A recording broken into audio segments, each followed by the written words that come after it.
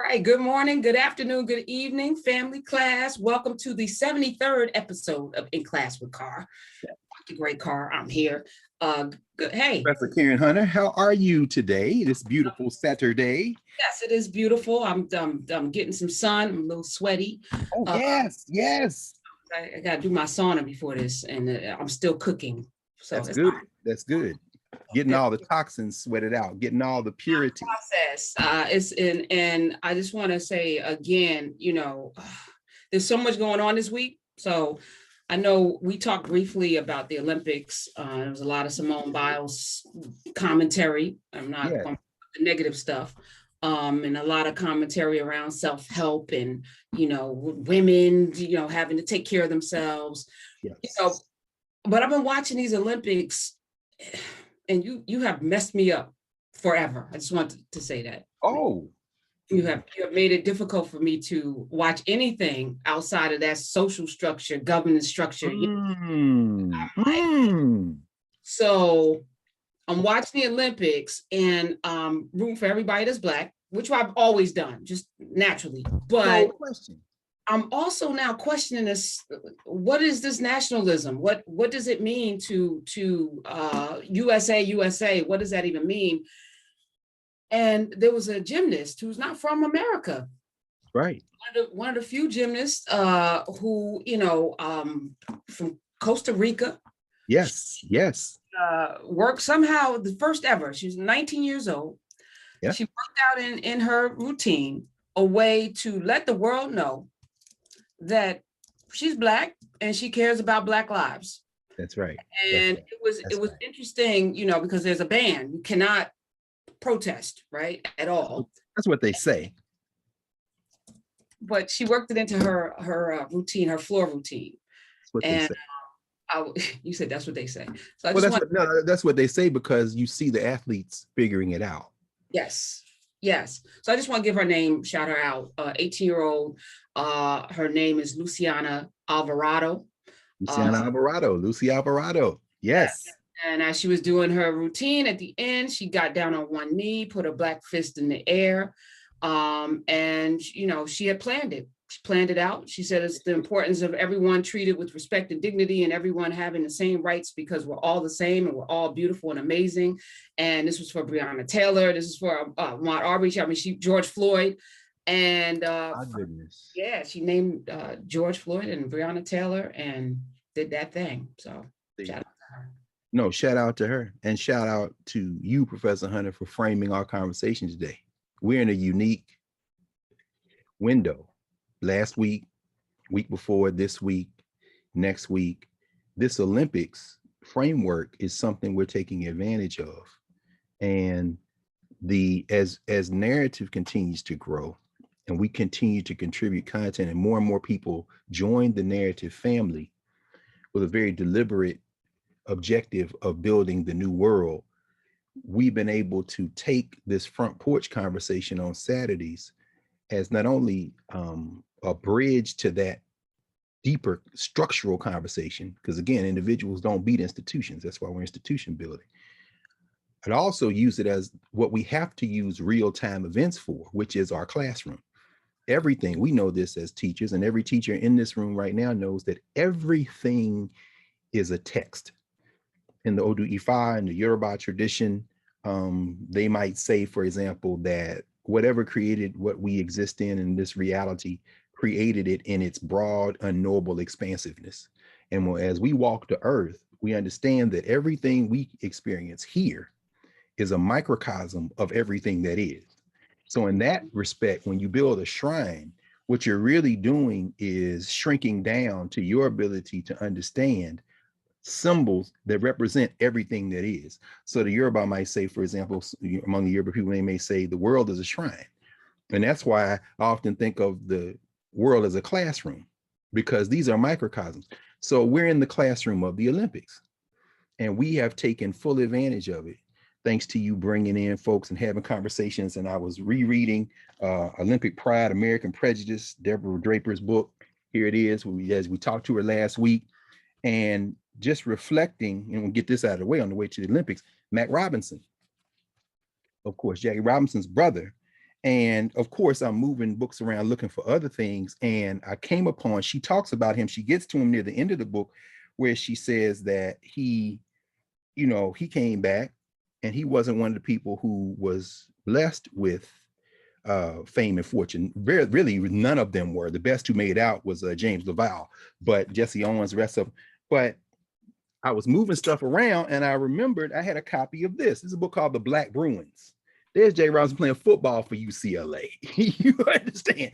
And I remember, oh, wow, I forgot I had the Black Bruins. Jay Robinson, Woody Strode, the actor, who was an athlete, Tom Bradley, the Black Bruins. These are all, you say. And so he talks about Mack Robinson in this book. And of course, Mack Robinson, Jack Robinson's brother, they both started out Pasadena Junior College. And it talks about the fact that Mack Robinson, and I just want to do this very quickly on our way to our sister, because you opened her and that really helps. Let me see if I can find it. Yeah, page 55. He said, this is what the author writes. The author is a guy named James Johnson. He says, Mack couldn't find a decent job. He was seen sweeping downtown streets in Pasadena while wearing his Olympic sweatshirt with a big USA on the front. I never did understand those people, he recalled years later. I had to take whatever I could get. Mack was fired when a judge ordered all swimming pools opened to African Americans, and the city retaliated by firing all the Black workers, including Mack. Jackie said that incident broke Mack's spirit. Now I gotta go back to I Never Had It Made to see what Jack said about his brother. 4 years after the Olympics, Cullen Fentress, sports editor of the California Eagle, checked in on Mack. He was out of work. California Eagle, by the way, the Black newspaper, the great Carlisle Bass. Go look up, he was out of work. Fentress lamented that something was radically wrong with a system wherein an athlete is the toast of a race, a nation, and a world one year, and a few years later, a forgotten man. And it goes on. But the reason I'm bringing it up, and it goes on about his records at Pasadena Junior College, it goes on about the fact that with very little training, in fact, I should just read this. Mack almost didn't make the Olympics. He didn't have the money to attend the trials and the U.S. team. Finally, a group of businessmen raised $150 for him and a teammate. Two factors kept Mack from winning the gold. Let's just pause here for a second, because he's running with Jesse Owens. This is what stopped him from beating Jesse. He didn't have the coaching that Owens had, and he couldn't afford to buy new track shoes. I want y'all to pause here on this.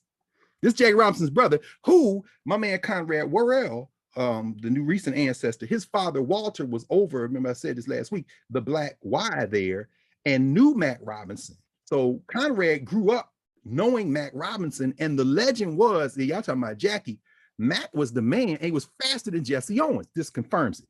He said, Jesse got the coaching. I didn't. And I could not even get the new pair of spikes I needed. He donned the worn down spikes he had worn all season at Pasadena Junior College. He also said Owens had the distinct advantage of running in the inside lane. With that, Jesse Owens in 1936 broke the world record in a time of 20.7 seconds, a record that stood for 20 years.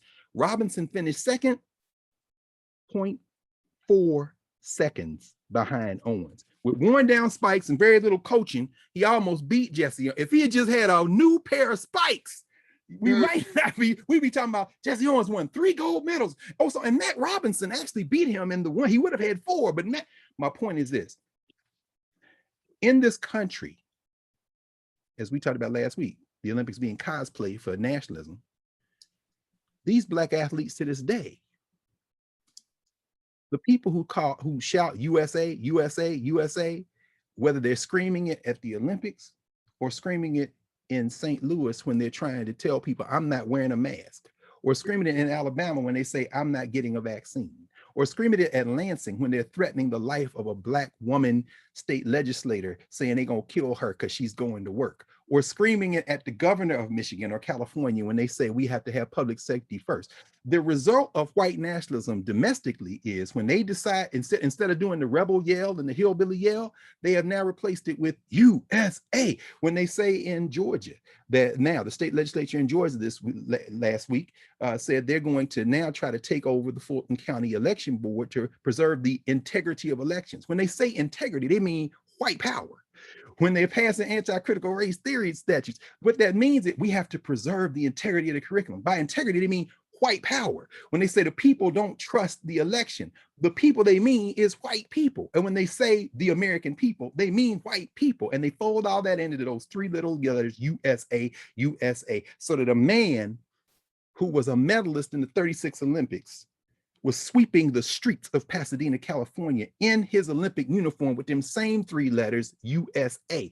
That is the social structure. And every 4 years, the Summer Olympics, we get to use this classroom to dissolve those barriers, because what this shows is we always root for everybody Black. Shout out to our sister Issa Rae for saying what we all say, except you said out your mouth and it caught on. I'm rooting for everybody Black. Now we say, like Issa Rae says, no, like Black people always say. And so when we see our young sister, Luciana Alvarado, oh, there's a story there that there's a story there when you brought her up that really, it really gives us a moment this weekend to think about this in the context of some broader things from her native country. But I want to ask you something before we enter that part, because it's very closely related. We were talking off camera. A brother raised a question in social media, and then now you can direct him to the narrative site to go through the 6 categories in our conceptual category structure. And then the 7th question, how do we free us from? So let's pause there for a second, because I spent the last 2 days annotating. We're catching up, to get all of the videos annotated. It is a lot of work. We also put a social, your ways of knowing the curriculum is on narrative in the resources section in written form. And then there's a video, because when you were on my show, first time I ever met you. When we first had our guest. We had a conversation about it, and you broke it down. 1, 2, 3, 4, 5, 6. I added the 7, how do it free us? That's just because 7 is the number of completion, and 6 bothers me. But yeah. And it makes sense. A guy asked, why that order? Why does the social structure come before the governance structure? And okay. Yes, you asked that. I was looking to see if I could find, we added it though. It's been Sonia Sanchez, that question, how do it free us, is from a play that she wrote. And she describes, the context of that play. And there's a book of her plays that was published recently, and I don't know what I did with it that fast, but it's not important. We'll it'll be on the narrative side. But the question of why social structure comes first, and we know in that first category is, who are African people to other people. And again, these conceptual categories are designed for us to ask better questions, realizing that we may not ever come to consensus on what the best answers are, but in education, when you ask better questions, it drives inquiry. And so we're really trying to, really emphasize that. But that point of entry, when we ask, why is that first? Well, because, obviously we should probably state this for those who haven't gone and looked. The governance question, and now I'm hearing it everywhere. People are emailing me about it. I go to the corner, somebody says, I see people, seeing people, okay, good. It's because it's so logical. That's why the governance question is, who are Africans to each other? And you would think, okay, well, that's what we should ask first. No. The point of entry is the world we live in. The world we live in is the social structure we are in, wherever we are in the world. This is going to become very important in a minute. We're going to come back to a young Miss Alvarado and the question of the world and the Olympics. The social structure comes first because the social structure is what we live in. And we have to train ourselves to lower the noise. Think of the social structure as the noise that surrounds us. It's not going to go away. In the best case scenario, we can silence that noise and think about our relationships in the governance category. Who are we to each other? The family, the community, the imaginary community we're trying to build, the aspirational community, the disagreements we're going to have. But what we have to train ourselves to do is to lessen that noise that surrounds us. So think of the social structures, think of our obligation by asking that first, by number one, acknowledging it's there, and then trying to lower the noise. In many ways, we're trying to reduce the social structure temporarily to a form of elevator music, maybe Muzak, ambient sound. In other words, it's there, but we're not thinking about it, even as it continues to exert an influence. And so once you lower it, I'll give you a very quick example from the Olympics. The International Olympics Committee is like, nobody protests. Okay. But these athletes, many of them are figuring ways around that. So the social structure is like no protest. But if you lower the noise of the press releases, if you lower the noise of the curated and edited social media and attempt to propagandize that there's no protest going on, and trust your eyes, you'll see, for example, what has been happening, which I think is very interesting, just looking at some of the things that have happened. Some of the teams have figured out how to do it. So I'd written a little note, and I don't think I have it anywhere where I can find it. But for example, the several teams took knees. The women's, of course, it's the women. You got to think about this. The women's soccer teams started taking knees. And it wasn't the United States first, but then the United States women's soccer team took a knee. Several of the teams started taking knees. So what are they doing? Before kickoff. The Australian women's team came out repping the indigenous flag of the indigenous people of Australia. No protest, no problem. The International Olympic Committee edited out all the knee taken, edited out the flag, and then reversed the decision. Why? Because the world saw it. In other words, and what we saw is that the German women said, we don't like this sexist, y'all, we displaying too much skin. So they decided to engage in their events fully covered. So these little ways, we got to turn down the ambulance. I think the Netherlands as well, because the Netherlands were the first. That's right. Because Pink, paid their fine. She said she was paying her fine. See, in fact, that's not cosplay. In fact, here's the list. Britain, Chile, they kneeled before their kickoff. Then the United States, Sweden, and New Zealand. The Aussies did the indigenous flag. The Germans started wearing full-length leotards. The International Olympic Committee tried to edit it out of all the stuff, but they realized the people saw it. So what happens is, and Antonio Gramsci talks about this in terms of social protest, the Italian Marxists. See, when you live in a hegemonic system or social structure, that system, once it realizes it can't stop that, it will then open up to try to accommodate enough of it to manage it. But what you don't realize is there will come a moment when it overflows. Which is why Bob Marley wrote that song, I Shot the Sheriff, when he said, every day the bucket goes to the well, one day the bottom will drop out. Yes, one day the bottom will drop out. That happened to Simone Biles. That happened to, and that's going to happen to this system. Every day you try to oppress us, one day the bottom's going to bop, because we're going to wear you out. And the Olympics helps us understand that. Can we pause for a second? Because this is of course we haven't cut. Yeah, absolutely. No, and I know you'll pick up. You said, of course, it's the women. And I know there's some people listening right now, some men that, why you got all these, And I want to say, for women, and if we're talking about bondage and terror and, things, women are have been very close to the terror. The men have been too, but there's and I don't know, we got to have this conversation, because I feel like every time you do that, I hear nails on a chalkboard. Every time anyone, even with Simone Biles, Black women need safe spaces. And I'm like, so do Black men. That's right. So we can't allow for the social structure to allow us to forget who we are. That's right. And I think that's part of the ways of knowing in this thing. That's right. That's how they do it. That's right. That I don't know if Black people ever really did a patriarchy. I think we've always had community, and there've been, of course, patriarchal societies and things, but it seems like that's antithetical, or it's not who it doesn't feel organically us. And so when we do it, when we have these, battles, this is why, I love talking with you, because not only are you, brilliant, but there's a capacity to, allow people to be people, which it makes it easy for me to sit and talk with you, because I don't have to sit and check, am I emasculating him? Am I, all of the checklists that we have to do. We're just people having conversation. And I feel like in many ways, I hope it's a model for people that we can communicate, and even, we don't agree on all things. We've had some back and forth on some things, but it's always been respect foundationally, because there's love foundationally. And I think that, every time I see social media, it turns into this battle, this rap battle, this WWE, men versus women, this versus that. And I'm like, Black people, come on.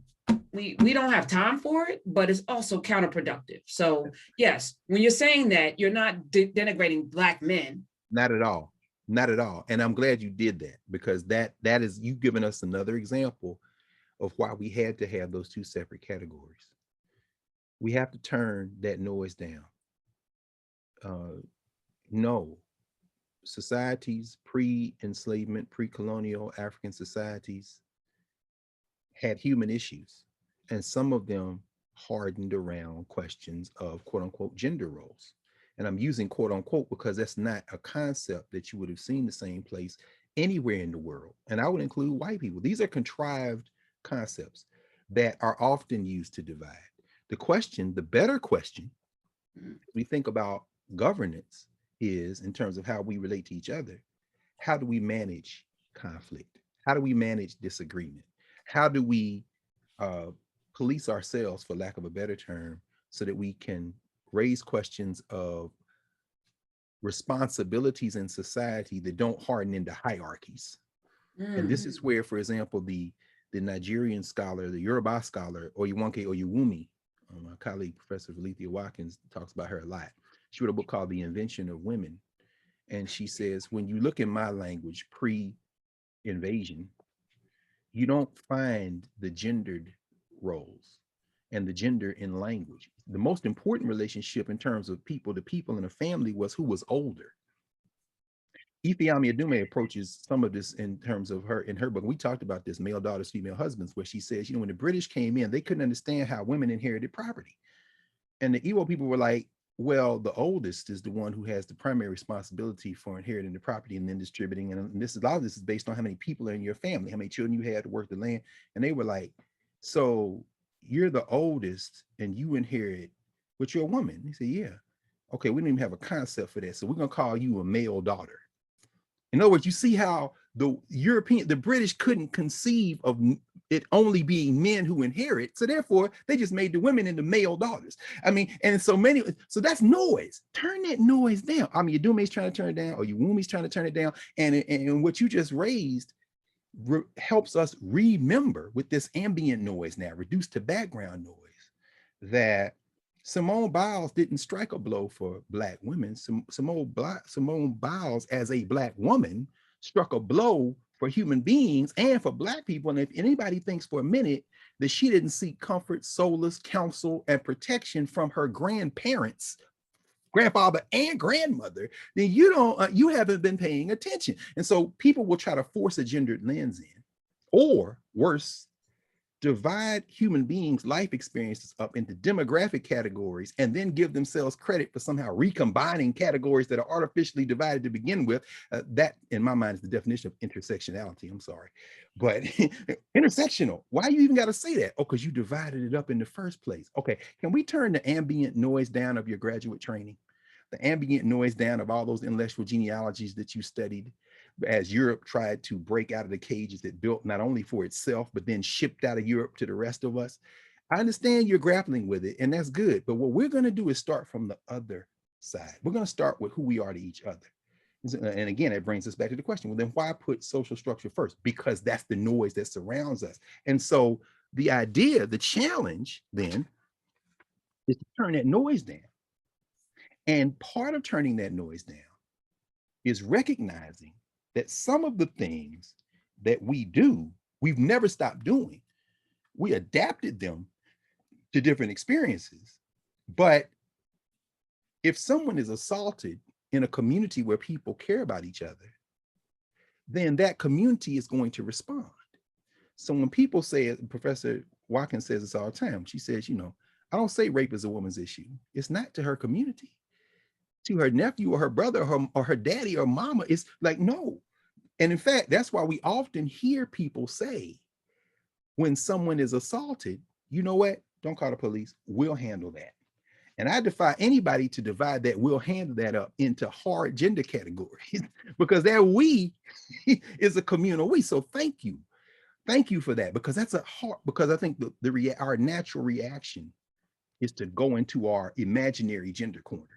And that is not to obscure or otherwise diminish the very real gendered experiences of our people, including problems we have to resolve. It is to say, however, that our best approach to solving those problems requires some concept of community that a governance structure question can raise. How do we deal with this so that you can bring your whole self into, and that's going to ultimately help everyone. But the Olympics, let's use that. Let's walk across that little bridge to our sister Lucy Alvarado. Lucy Alvarado is from San Jose, Costa Rica, and her mother, talk about family. Her mother was an accomplished gymnast who runs some gyms there in Costa Rica, and her mother was the one who began her training. Now, Costa Rica is indigenous people. You have the invaders, the Spanish, and then you have the Africans. But when you peel back a little bit on Costa Rica, and by the way, they're called Tico, or they call each other Tico or Tica, which I found fascinating because speaking very little Spanish, but understanding that Costa Ricans may refer to themselves as Tico, T-I-C-O, Ticos, or Tica, feminine, T-I-C-A. So this Tica, Lucy Alvarado. So what does Tica mean? Tica is a very interesting concept. They call themselves Tica because it is a form, as those of you who speak Spanish know, is a form of conveying a sense of smallness, which is really a sense of intimacy. So if you say somebody is amigo in Spanish, my friend, my amigo, right? Amigo, mi amigo. They might say in Costa Rica, amiguito, little friend. That's more intimate. So they call themselves Tico, Tico, because it's like, that makes little or more. And I thought to myself, there's got to be some African languages involved in that. Because when your mother and father are there for 50 years or 35, 40 years, your father makes transition, 10, 15 years later, there's some old dude that comes, make sure the grass is cut. You say, oh, here come my mom, little friend. Wait a minute. Or you get that first boyfriend, where your little friend at? We say that in English, but when you say Tica and Tico, it's acknowledging that these people in Middle America, we'll come back to Middle America in a minute, because we ain't talking about the heartland, Trump people and MAGA people and people who can't turn down the noise of the social structure to understand that Middle America doesn't go from quote unquote east to west. Middle America goes from south to north, meaning what? North America, Caribbean, Latin America, including South America. What's in the middle? Costa Rica, Panama, Mexico, Middle America. So we talk about Middle America, the Tico, I'm saying it's got to be some Ebonics in that. Because we all know about somebody said, that's my little friend. No. In fact, we usually don't say it about ourselves. We say it about somebody else. Oh, here comes grandma with her little friend.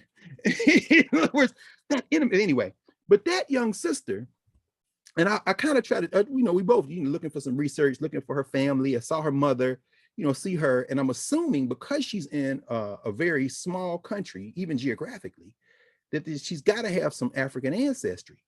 And I suspect she does. However, were you able to find out anything about her? I'm just saying, looking at her, like, right. I mean, my eyes tell me, Mike Tirico could say he's Italian. How about that?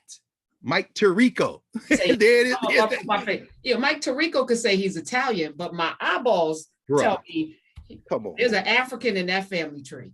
Close. Close. And if you're talking about Italy, you wouldn't even have to necessarily have recent African parentage. If you know the history of the Iberian Peninsula and Italy, and talk about Hannibal, and you might have some Africans going all the way back. But it's interesting because looking at her, so she's from San Jose, major place, and here we are Saturday, and we're entering now tomorrow the month of August. So next week, Louis Armstrong's birthday, and we gotta shout out Louis Armstrong. And this is the month that some people refer to in some ways as the month of the Universal Negro Improvement Association and African Communities of the League of the World. This is the organization that was started somewhere, the dates people say are varied. Sometimes they say July 17th, sometimes July 20th, sometimes it's August 1st, but everyone agrees 1914 in Jamaica by Amy Ashwood Garvey and her husband, Marcus Garvey. And they often say, oh, Marcus Garvey started the UNIA. Even in the books, I'm saying these very same people who will write whole books about patriarchy somehow figure out a way to leave Amy Ashwood Garvey out as a founder of the Universal Negro Improvement Association on their way to a critique of patriarchy.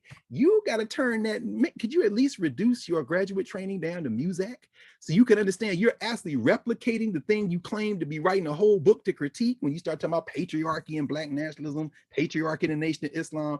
And I'll never forget, on the eve of the 20th anniversary of the Million Man March, a lot of the Nation of Islam folk gathered at Howard, and we had a conversation about it, there.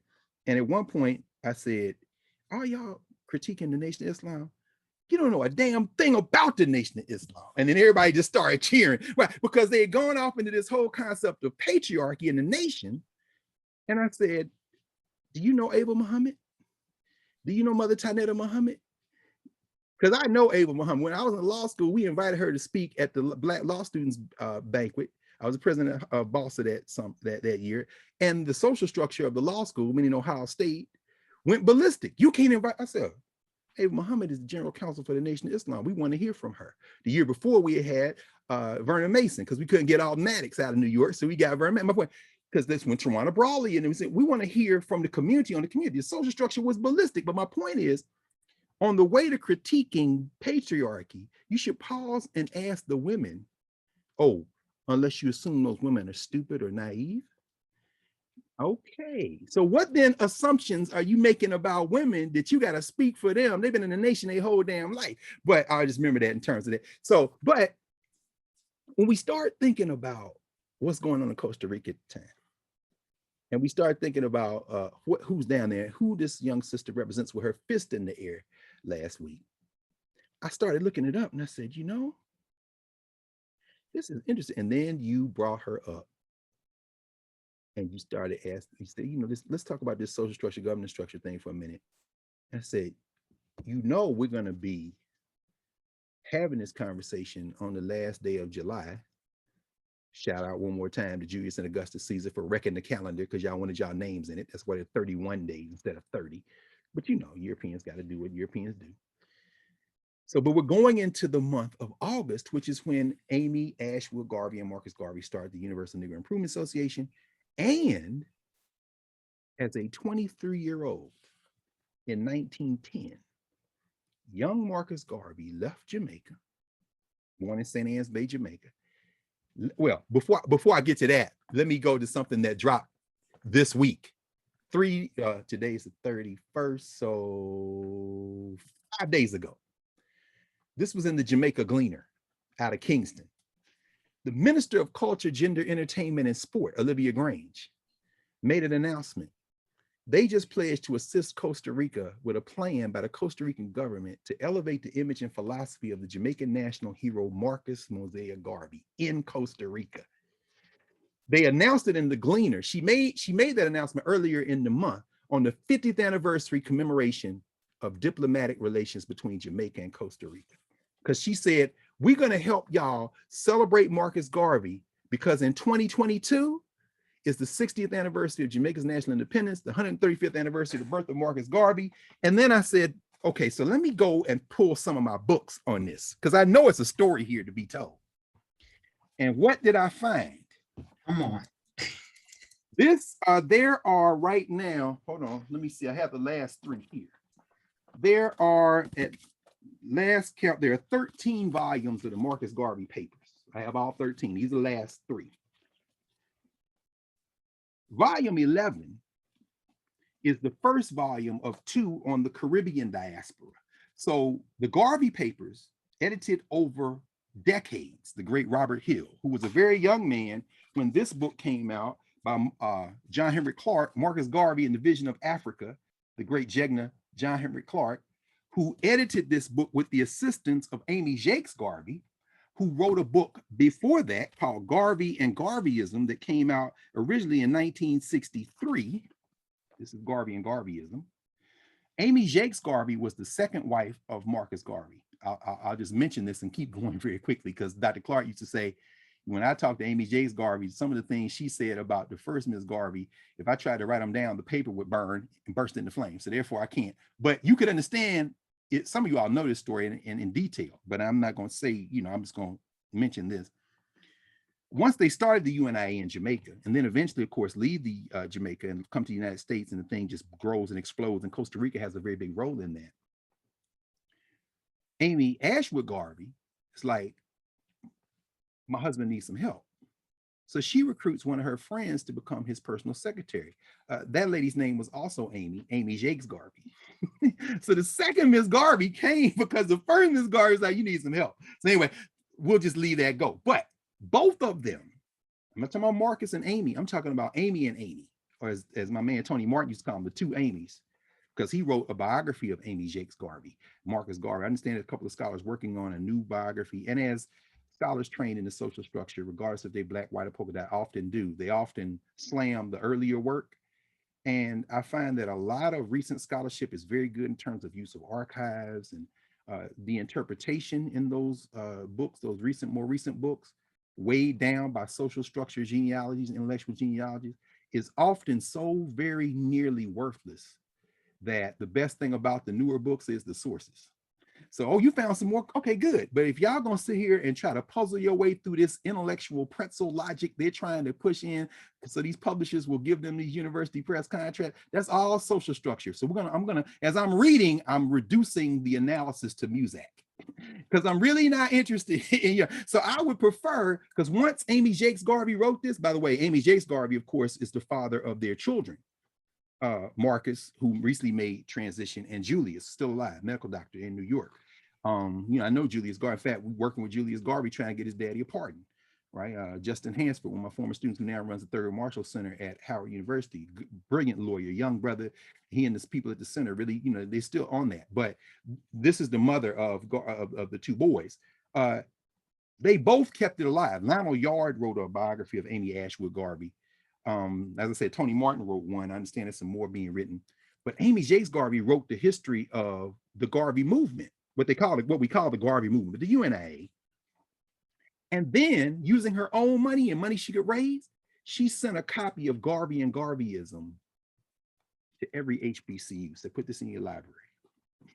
This is so even though all the scholars have written better books, were you there? No. Okay, then I'm gonna read Garvey and Garveyism and your book, but I'm not going to throw away Garvey and Garveyism because you didn't decide that you got a better analysis. I'm going to go with the sister who was there. But I'm raising all that to say, and then in here, she was Henry Clark. She actually is in here. And the brother, one of the young brothers who helps with this book, Dr. Clark's book, which is an anthology with a number of pieces in it. One of the young brothers is Bobby Hill, who is the editor now of the Marcus Garvey. He's an elder now. And so all these papers, Hill is the guy. But I raise all that to say that in this book, Marcus Garvey and the Vision of Africa, they include a primary document. Marcus Garvey tells the story of his trip in 1910. And that's where I'm going. All of this is sparked by you bringing up Lucy Alvarado, by the way. We're going to tie all this together, right? Marcus Garvey goes to Limon, Costa Rica. 1910. Why? He's going to get a job. What's his job? In fact, I had my finger on the pages. Oh. He's going to get a job working as a timekeeper. Well, what kind of people got to keep time in Limon? What do you think the industry was in Limon, in Costa Rica in 1910, Professor Hunter? I have no idea. You can imagine. Timekeeper. The industry? Yeah, there's definitely industry, but don't be like coffee or something. It's got to be something. There you go. Agricultural. Okay. It's agriculture. Except, hold on for a second. It's on Costa Rica. I want to make sure I get this because I want everybody to hear this. Here we go. Because in this volume, what they do is go country by country where the UNIA had divisions. Mm. So I'm going past Brazil, I'm going past Belize. This is the largest organization in the history of Black people in terms of international organization. And I'm gonna get here now to— Can you pause for a second? Because I want to understand what was the mission, right? So as because again, institution building is everything. Yes. For us. What Yes. what did Miss Amy and Mr. Marcus set out to do? And then why go internationally? Why not just stay in Jamaica with it? Very good. Very good. Very good. First conceptual category of our 6, social structure. Who are Africans to other people? Second category, governance structure. Who are we to each other? The reason the first is first, so we can turn down the noise. Their objective is to unify Black people around the world. It's a very broad objective. Some people might think it's impossible, but in order to unify Black people around the world, you've got to first have them understand they have a relationship with Black people around the world. You can't do that locally. That's why you don't start with governance first. Because if you start with governance first, people will see themselves as, I'm from the South Side of Chicago. I'm from the West Side. Okay, well, South Side, I'm from this block. I'm from this street. Now you're starting to focus on these separate things, and you ground there instead of saying, when people from Chicago claim they from Chicago, when they move to Detroit, or all go to school. Now they're all from Chicago until you get them all only Chicagoans. And then where'd you go to high school? Where your block? The tendency is to go local, is to go governance, family, community, block. The social structure is the largest thing. So the Garvey's approach is we will go to these various places and expose people there to our larger vision of how they connect. In other words, the challenge with the social structure category as we developed it was to deal with this question of anti-imperialism.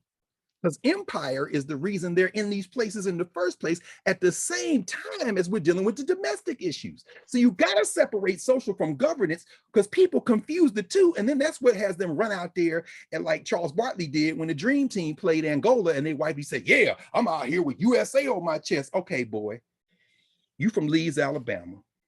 And you put that USA on your chest, and you think when you say USA, them hillbillies in Alabama, yeah, they love you as long as you the round mound of rebound at Auburn. But y'all go look up at the statistics of number of Black people who go to Auburn and the University of Alabama right now and compare it to that same number 30, 40 years ago. After Bear Bryant and them decided after Sam Bam Cunningham, Randall Cunningham's older brother, ran over their asses at USC and went down Tuscaloosa and beat them. And then that's when the SEC said, we need some of these Negroes on our teams.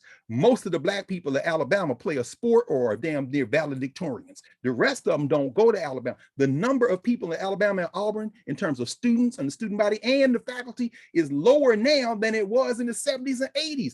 But Charles Barkley from Alabama went to Auburn wearing USA on his chest is confused because he in his mind, he don't separate out social structure and governance structure until he's treated unmistakably like a Black, at which point it falls out his mouth accidentally. And we say, see, this is what a life of confusion can lead to. So I must agree with Brother Barkley, though. He said I'm not a role model. I would agree. So what the Garveys are trying to do is help us understand we're all different, but we share some things.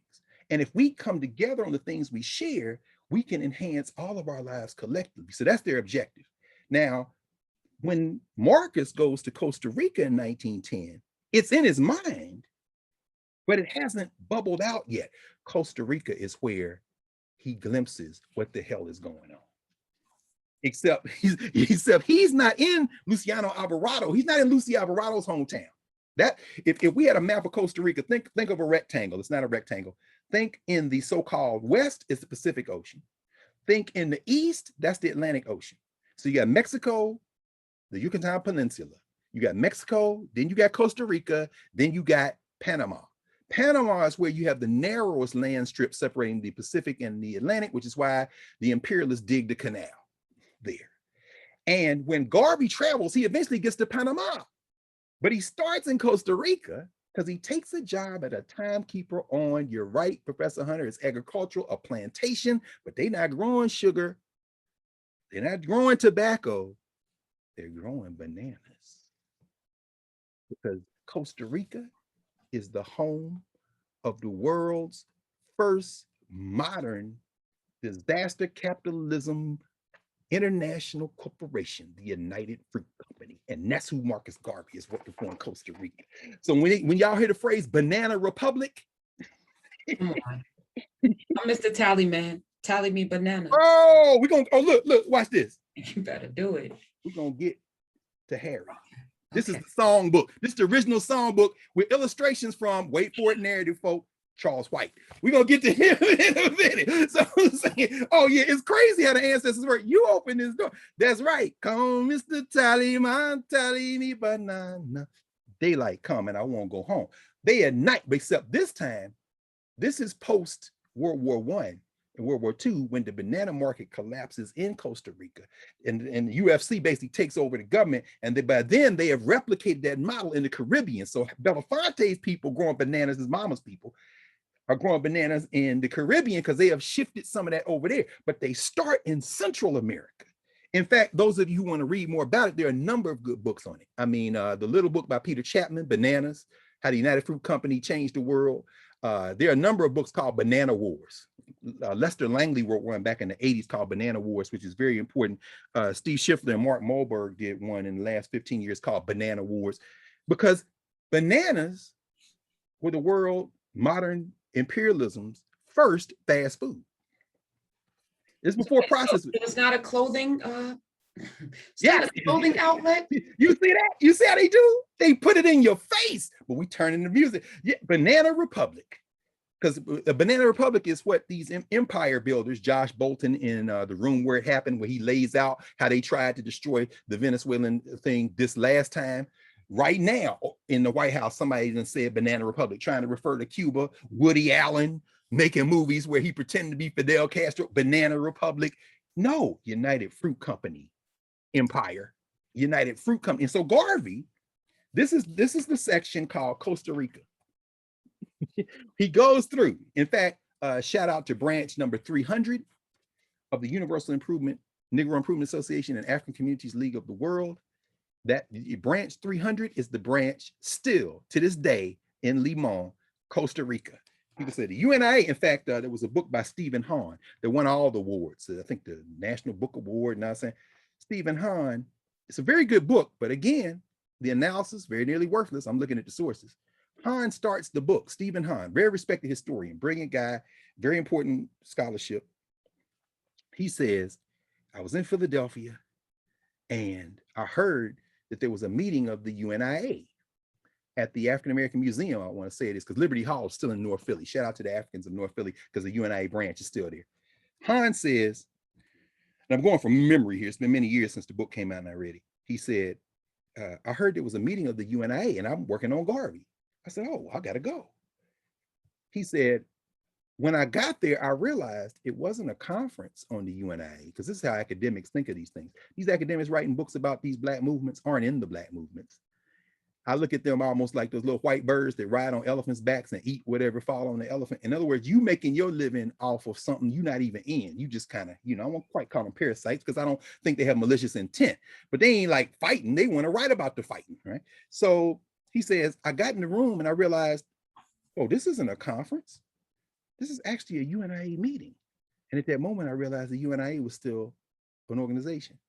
I just kind of chuckled when I read it, when I thought to myself, if you were in Philly and didn't know the UNIA is still an organization, that means you ain't got no context with the governance structure, which most scholars don't. They in the social structure. Black, white, or polka dot. Again, those of you listening to this bristling, just show me where I'm wrong. It's no problem. Anyway, so the point is we should have a conversation, but we're going to have it in the governance structure. What we're not going to do is commingle them two categories, and we're going to be on some. I've seen that happen. And any of us who have ever been in an academic conference where the governance structure and the social structure touched each other on a very sensitive Black topic, and the people got scared, know what I'm talking about. Yeah. Yeah. In fact, I should mention this. This is a very, I'm gonna keep this story very quick. I was in Philly one time at a conference at the University of Pennsylvania, and it was a Du Bois conference, and the conversation got talking about Du Bois and how he had disdain for the lower class when he was writing Philadelphia Negro. And this guy was making a point. He thought he was being very eloquent. And another guy who I won't name, friend of mine, in fact, who is a Du Bois scholar, but also from North Philly. Some of y'all know what I'm talking about. He got up to speak, and he said, before I say something, I'm gonna respond to Professor so-and-so. He said, when you described how Du Bois, he said, I'm from North Philly. When he said, I'm from North Philly, a chill just sitting in the room with, oh shit. Because if you Philadelphia, you know, when you lead with I'm from North Philly, that's a governance structure. He about to roast this white dude for being out of pocket about some shit he done said about black people in North Philly. Even though the Philadelphia Negro is based in South Philly, that ain't the point. I'll leave it at that, because the guy started turning red and I'm sitting there laughing like, what, you think he just gonna ball up his fist and hit you? Nah, what he's doing is checking you by letting you know you straight off into something you don't know what you're talking about. But y'all get real comfortable when you mix up the governance and the social structure. Some of y'all been caught out there and wondered if you should have said something. That's another reason I picked to work at a HBCU first, and I had to be rejected by a white school to come to a black one. But anyway, the point is this.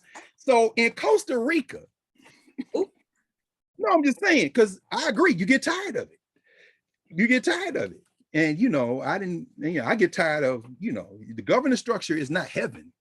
It's just the place where we can do our most effective work. You know what I'm saying? Because can't nobody hurt you like the person who is the most intimate.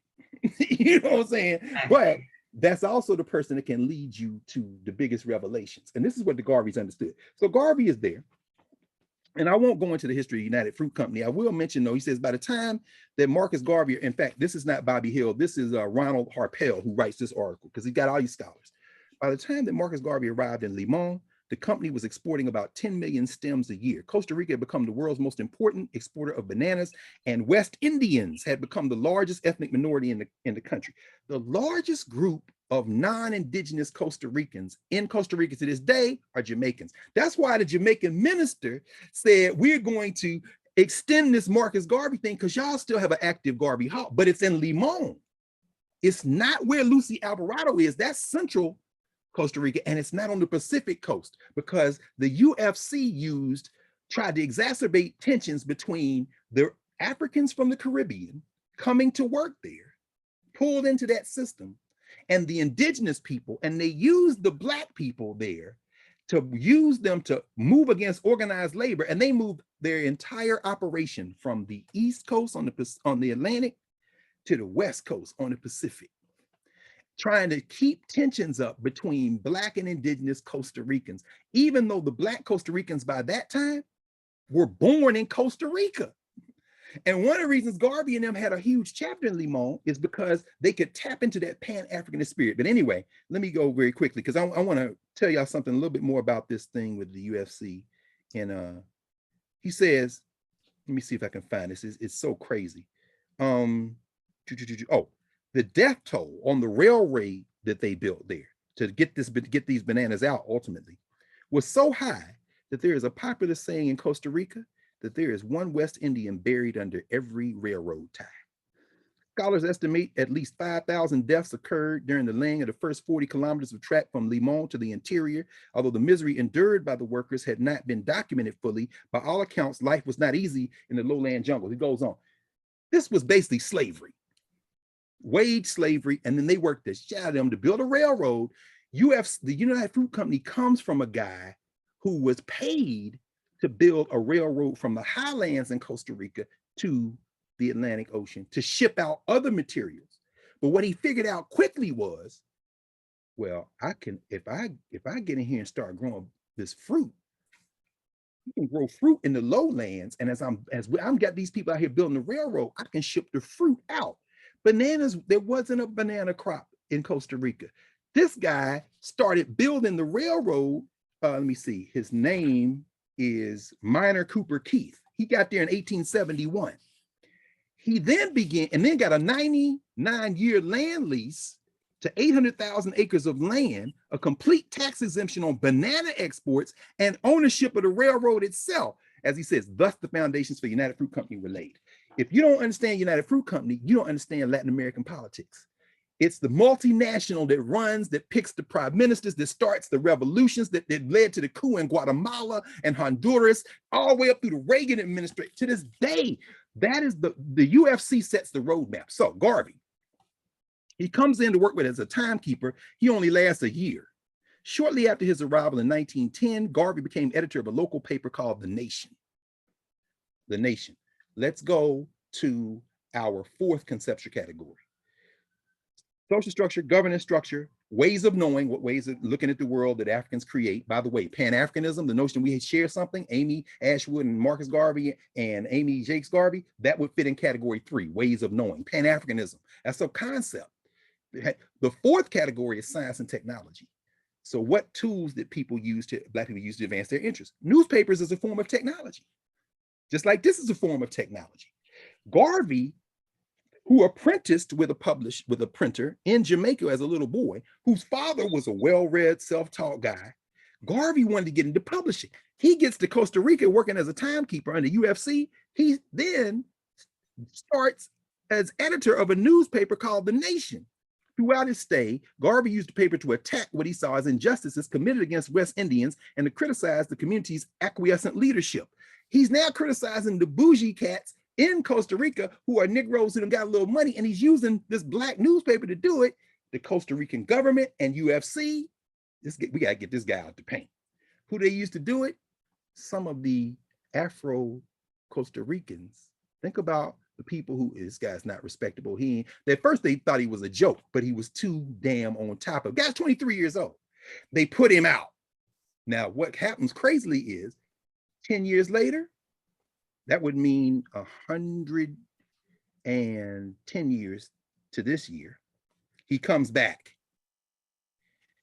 He gives a famous speech. Let me see if I can find the date. No, I'm sorry. It wasn't. It was 10 years later, so it wasn't 1911. It was in Limon in 1921. This is the 100th anniversary of it, actually. Garvey, by 1921, they've started the UNIA, and guess where it took off? Everywhere.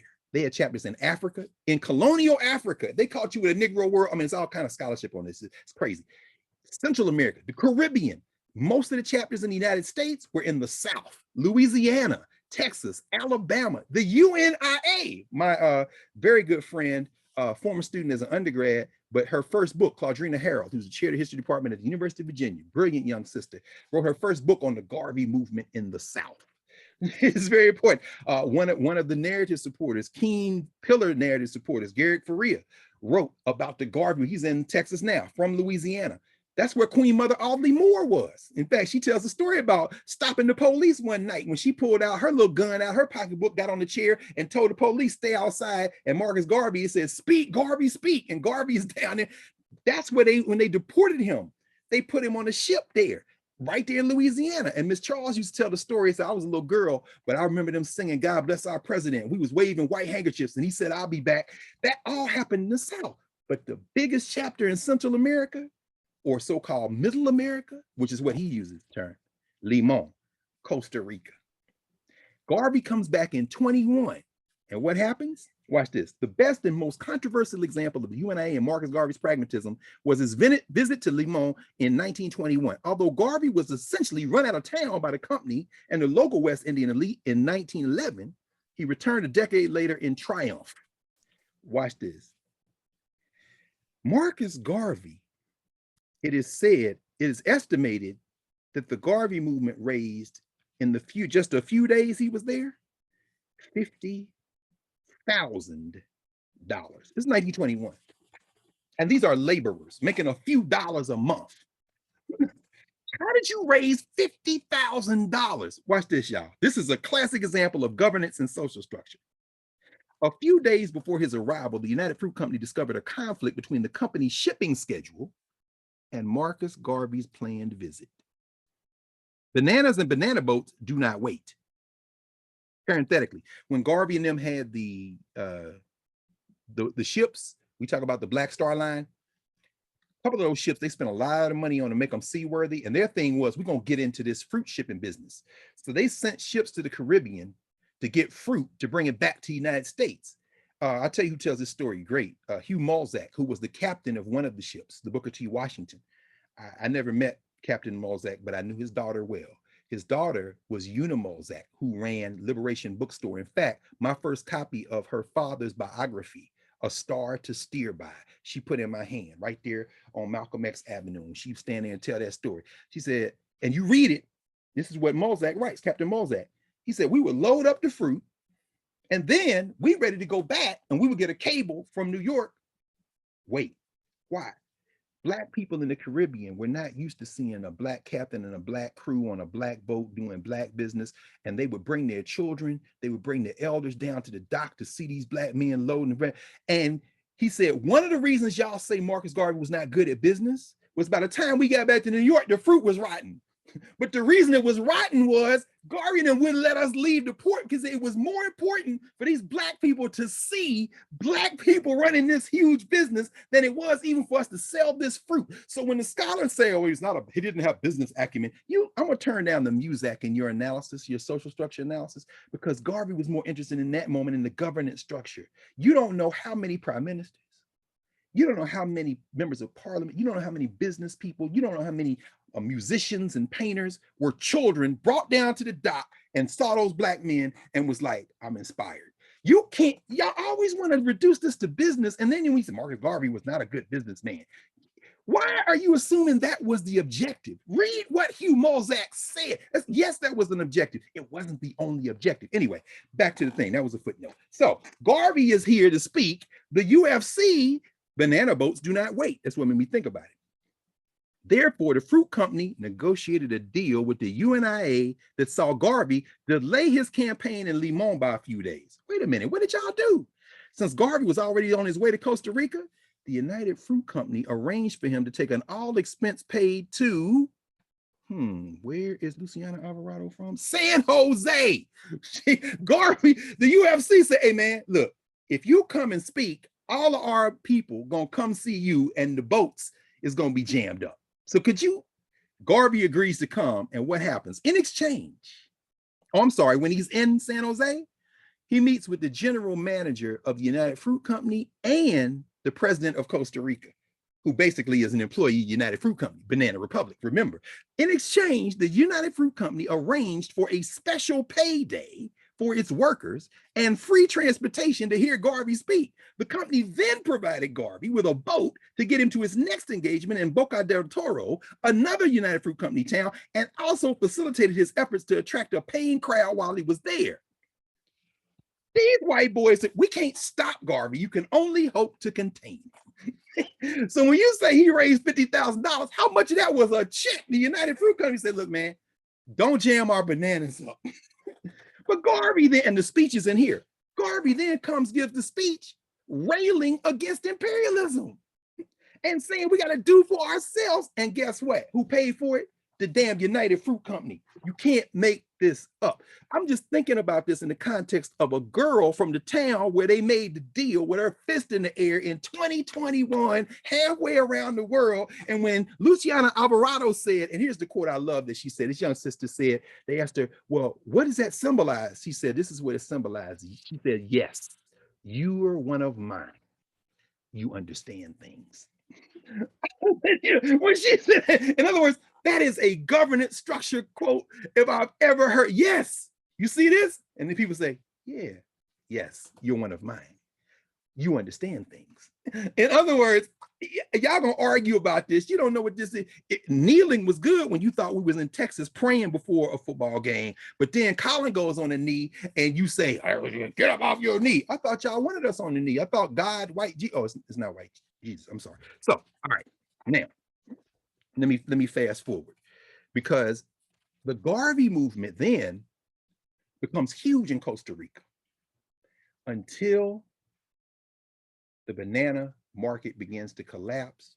United Fruit Company moves from the east to the west coast to ship its stuff, uses tension. They try to exacerbate tension between the Black and indigenous people, and the Black elite in Costa Rica start eating their own. It limps along, but then here's where we make our transfer now, because this largest context, and this is where we'll kind of connect the two pieces of what we want to cover today. When we ask about the relationship to the social structure, to the governance structure, and we understand that the social structure comes first because we're trying to reduce the noise so that we can think and have a governance conversation.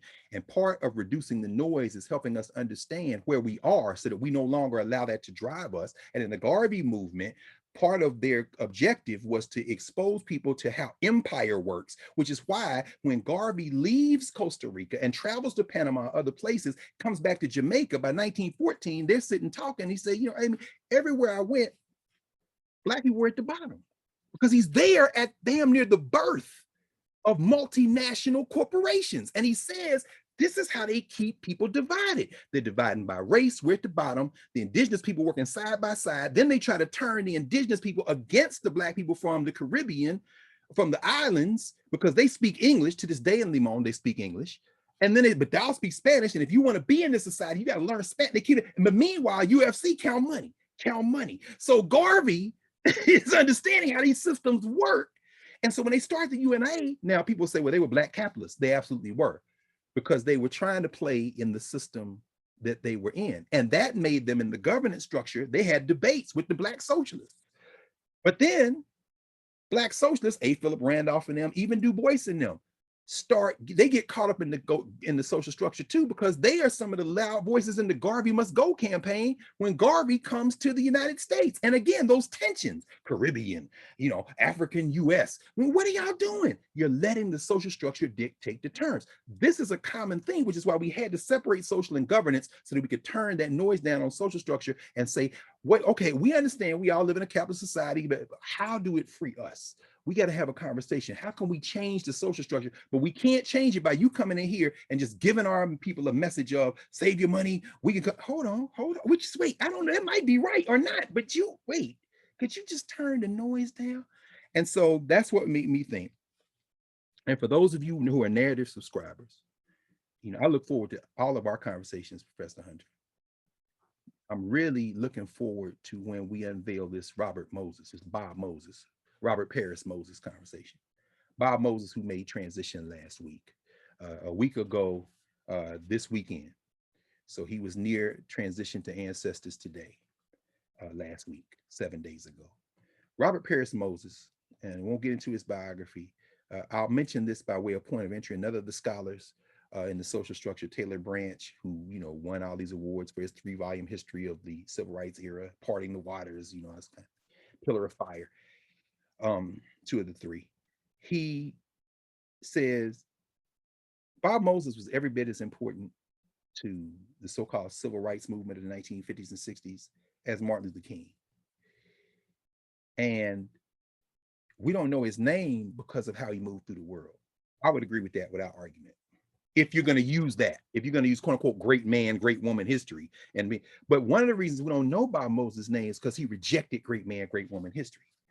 He was from New York. His father worked at the 369th Armory, the Harlem Hellfighters Armory. He grew up in Harlem. He knew Bayard Rustin. He was working for the Southern Christian Leadership Conference as a young man. He went to Stuyvesant High School, brilliant student, Hamilton College, studying math.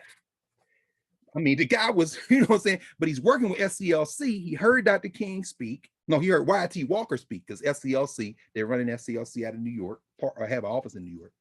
He approaches Y.T. Walker, talks to Y.T. Walker, talks to Bayard Rustin. And again, we're going to unpack all this in narrative.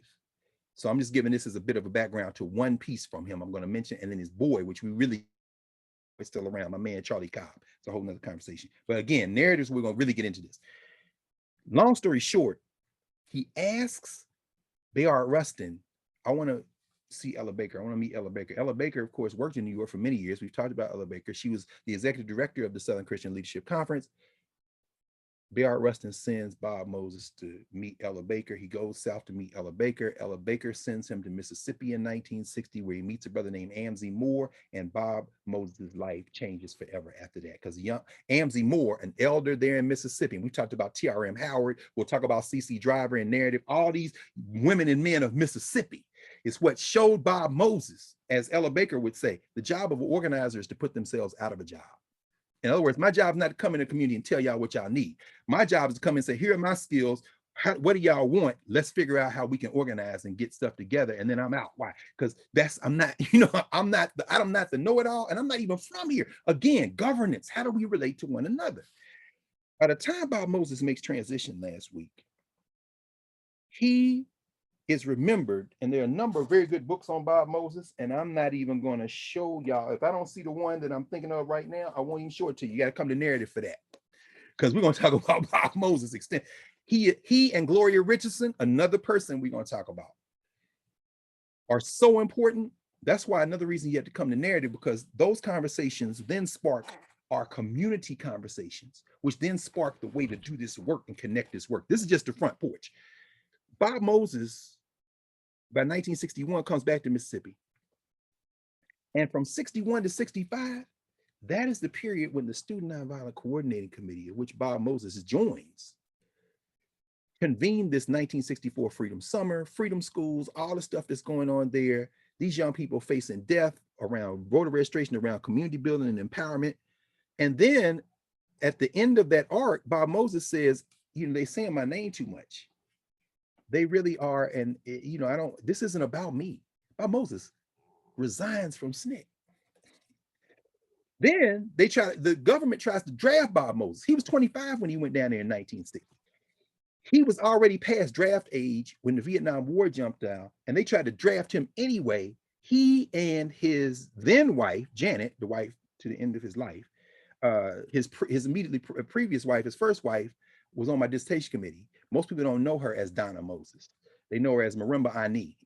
But anyway, that's a whole nother story for that. So come to narrative for that story. We talk about that because that is one of the most formidable intellectuals. Remember, I showed y'all her book, Yurugu, which I keep right here. One of her books, but this is the master work, which started life as her dissertation at the New School there in New York, Yurugu, an African-centered critique of European cultural thought and behavior.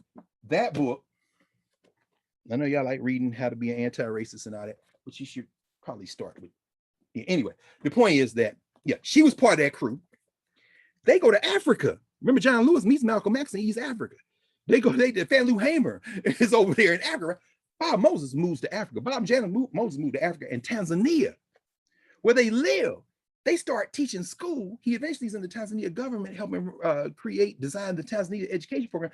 He comes back to the United States after James Earl Carter in 1976 gives blanket amnesty to anybody who left the country because of the Vietnam War, even though Moses was too old to be drafted. Comes back in Cambridge, Massachusetts. Their daughter Maisha is in middle school. He realizes they're not teaching her algebra. He asked the teacher, and this is the thing, if you ever knew, and I knew, you know, I didn't know him well, but I knew Bob Moses for several reasons that become clear in a second. Again, narrative is the conversation where we had a real conversation. Bob Moses was very quiet. And I watched Bob Moses every time the SNCC veterans would come together, because remember they were young people together, and now they're elders together. They are a tighter band. If you see the SNCC people, you understand how they were able to survive what they did. Bob Moses come in the room, the energy changed. I saw him at Marion Barry's funeral ritual over the Civil War Museum. In fact, the last time I saw Bob Moses was right before COVID. They came to DC here to plan the SNCC 60th anniversary. And, you know, we were all part of the planning. Myself, a couple of people, we were there. And so, you know, I know these folk now. I'm like, wow, this is, man, Bob Moses, so quiet.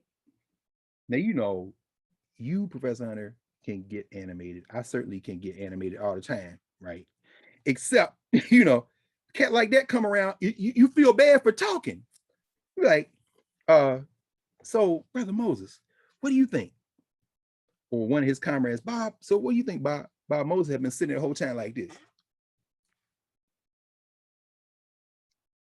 Wow.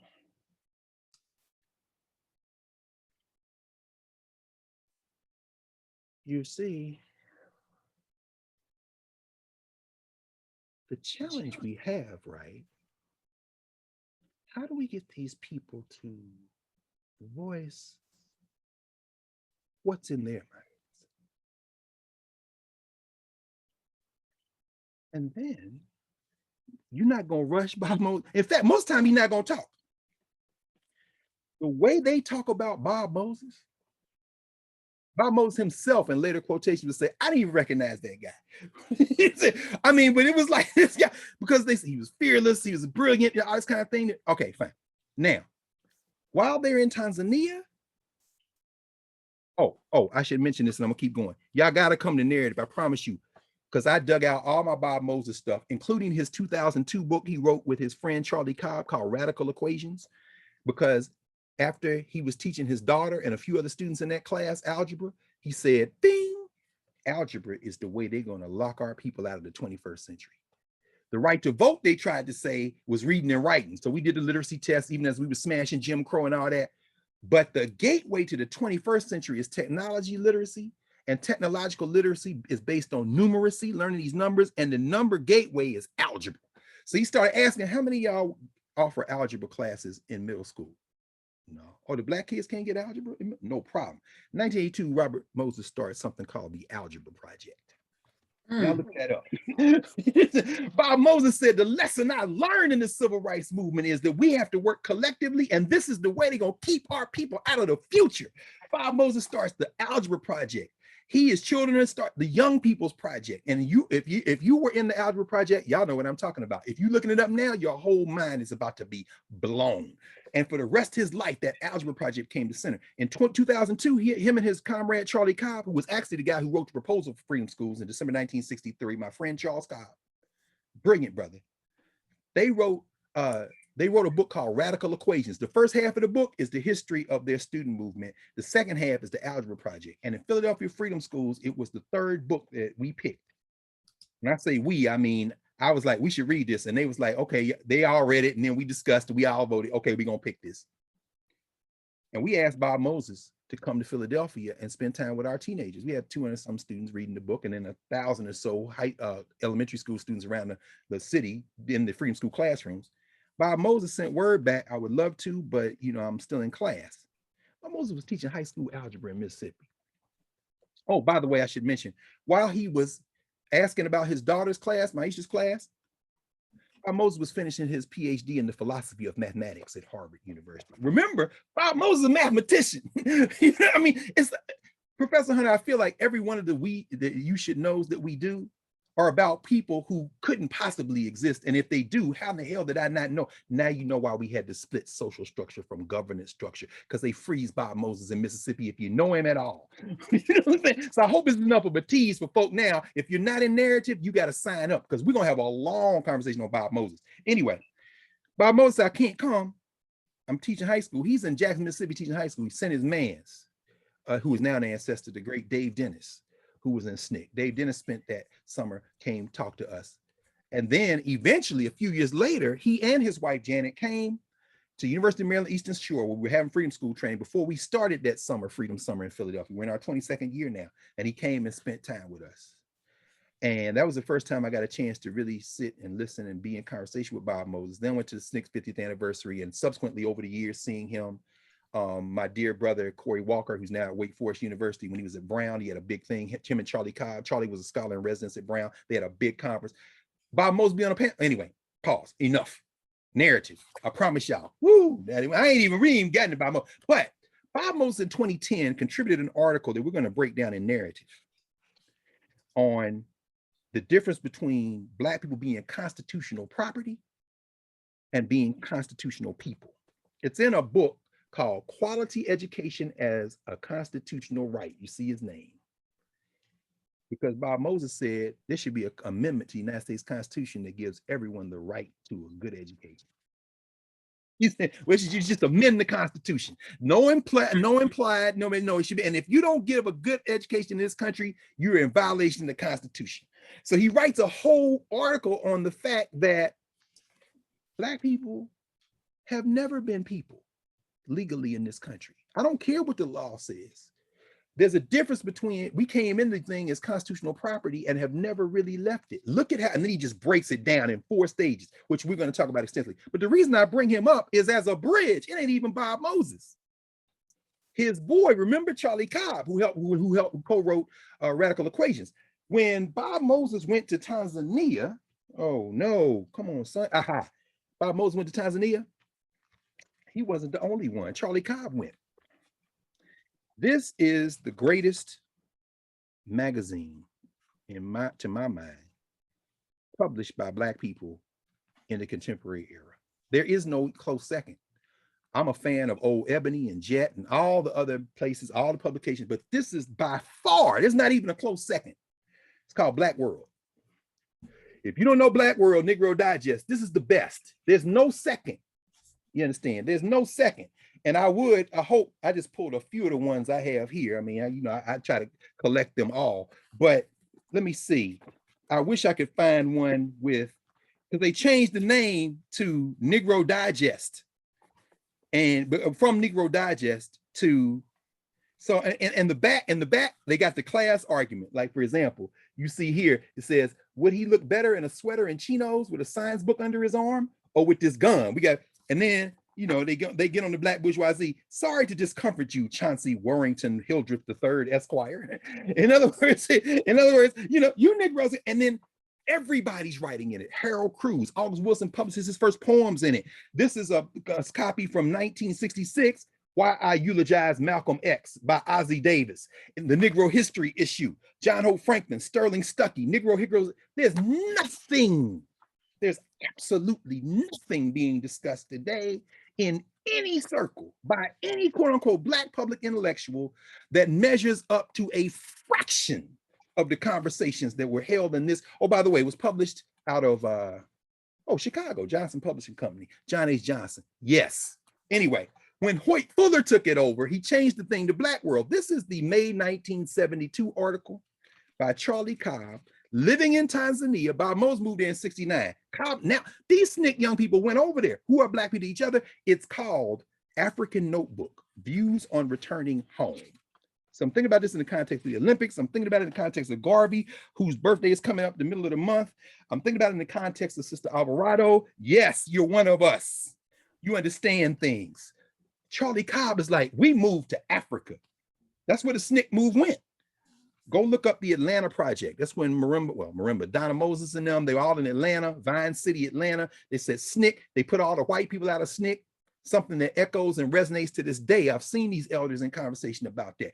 White people who risked their lives, Bob Zeller and them, we had that conversation, but we'll talk more about that. So Moses for a time stopped speaking to white people. They went to Africa. Now, for people say, y'all can't go to Africa and escape everything, Charlie Cobb breaks it down.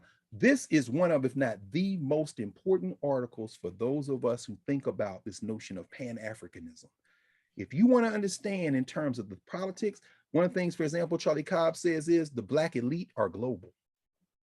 Meaning what? Them same Negroes that don't speak to black people here, they got an African counterpart that don't speak to continental Africans there. And we moved there looking for Harambe and looking for Umoja and trying to speak Kiswahili. We're going to run into them. And here's the tragedy. We are going to identify most with them because what we're calling the social structure has trained us to see that as progress. Fast forward to 2021. We're looking to do business in Africa because we're going to that's the black bourgeois. In other words, if we're not in the governance structure saying, do you see how you're replicating capitalism? Charlie Cobb wrote about that in 1972. And he didn't stay over there for a week or two or a year. Him and Bob Moses spent years in Tanzania learning the language. Moses comes back. The Moses has come back in the middle of the 70s. You understand? Charlie Cobb is helping us understand that if we're going to advance as a people, we have to eviscerate this class strata. As I told you earlier in the week, I sat in the thing when the Tuskegee folk, or the descendants of folks who were in the Tuskegee experiment, are making a national tour. The Ad Council, again, our sister Deborah Draper did some promotions for it. And I'm watching them say, look, what happened with the Tuskegee experiment isn't the same as the COVID vaccine. And I'm listening to them and saying, well, all due respect, it absolutely is in terms of the reason some black people have some hesitancy. This isn't about whether the government injected black men with syphilis. They didn't. Historically, we know what they didn't. Sister Draper helped us understand it. It is about, we don't trust the government. So if you try to come at this with convincing black people by trying to shame them, by trying to somehow say, y'all just not intelligent, what they're hearing is class strata. Man, F you. I was sitting there, I was thinking to myself, well, shit, now I wish I hadn't taken the vaccine. I'm getting mad. Why? Don't talk to us like we're stupid. Take a page from Cobb, take a page from Moses, take a page from Gloria Richardson. You enter a community and you listen. You listen, you understand? And then you ask people, what are your fears? What are your dreams? What are your hopes? Here's what I know. What do we want from this system? What do we want to get rid of in this system? What do we want to keep? What do we want to change? And that's how you do, that's the elevator. You don't come in saying, look, the reason y'all want to do this because y'all don't know. So let me tell y'all, immediately when you start that, anything that happens, let me tell y'all what. See, the Tuskegee experiment, And these people are thinking, this bougie Negro done come in here. How much that tie cost? How much them shoes cost?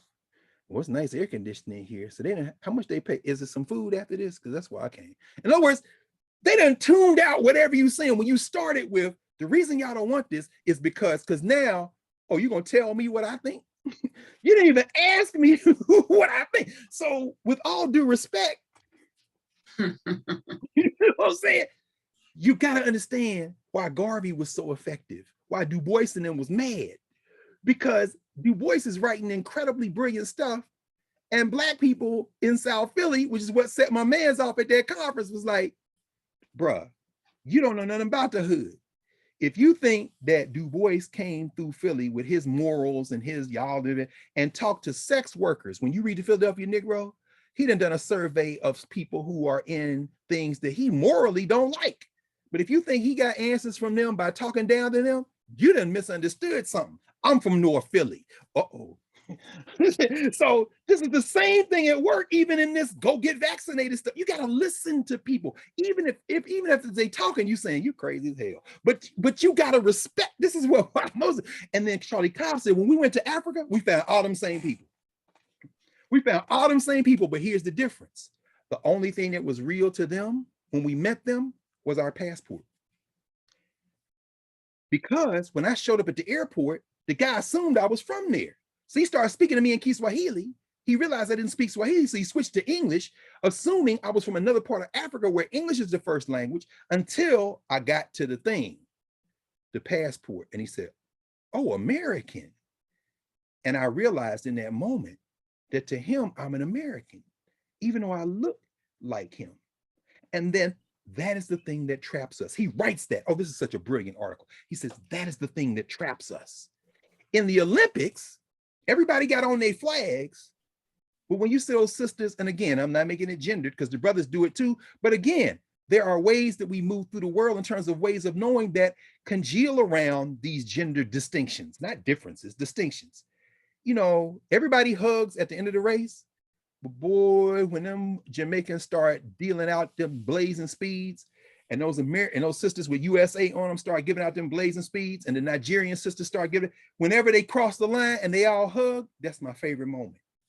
These are Black women. You understand? I know the winning, the losing, but those sisters with different colors on. Charlie Cobb said the passport is what trapped us. But in athletics, you can see when she says, you understand things. She said, you know, I know we got on different colors, but we're not trapped by these colors. You understand? They are genuinely, yeah, I wanted to win, but you won and it's over now. Give me a hug. And then, you know, here are my children. Here's my family. Bring the children on the track. Let the little kids, come on. Meanwhile, you got rabid USA, mad. Why are you hugging her? Because she's more related to that girl from Jamaica than she is to you, you maskless, vaccine-less hillbilly.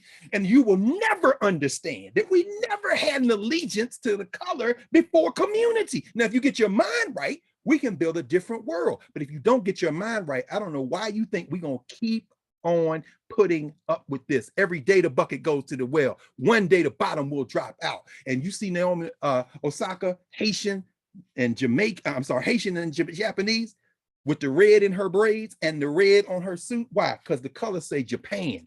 Deal with it. When you see Simone Biles say, I will break my neck in here if I'm not focused. So I'm gonna pull back so we can win the silver. Y'all think I resigned because no. If I hadn't got out of there, I would be hurt and we wouldn't even have medaled. So, and I'm gonna show y'all how much this thing is messing with me. I'm not even gonna go get all the gold medals.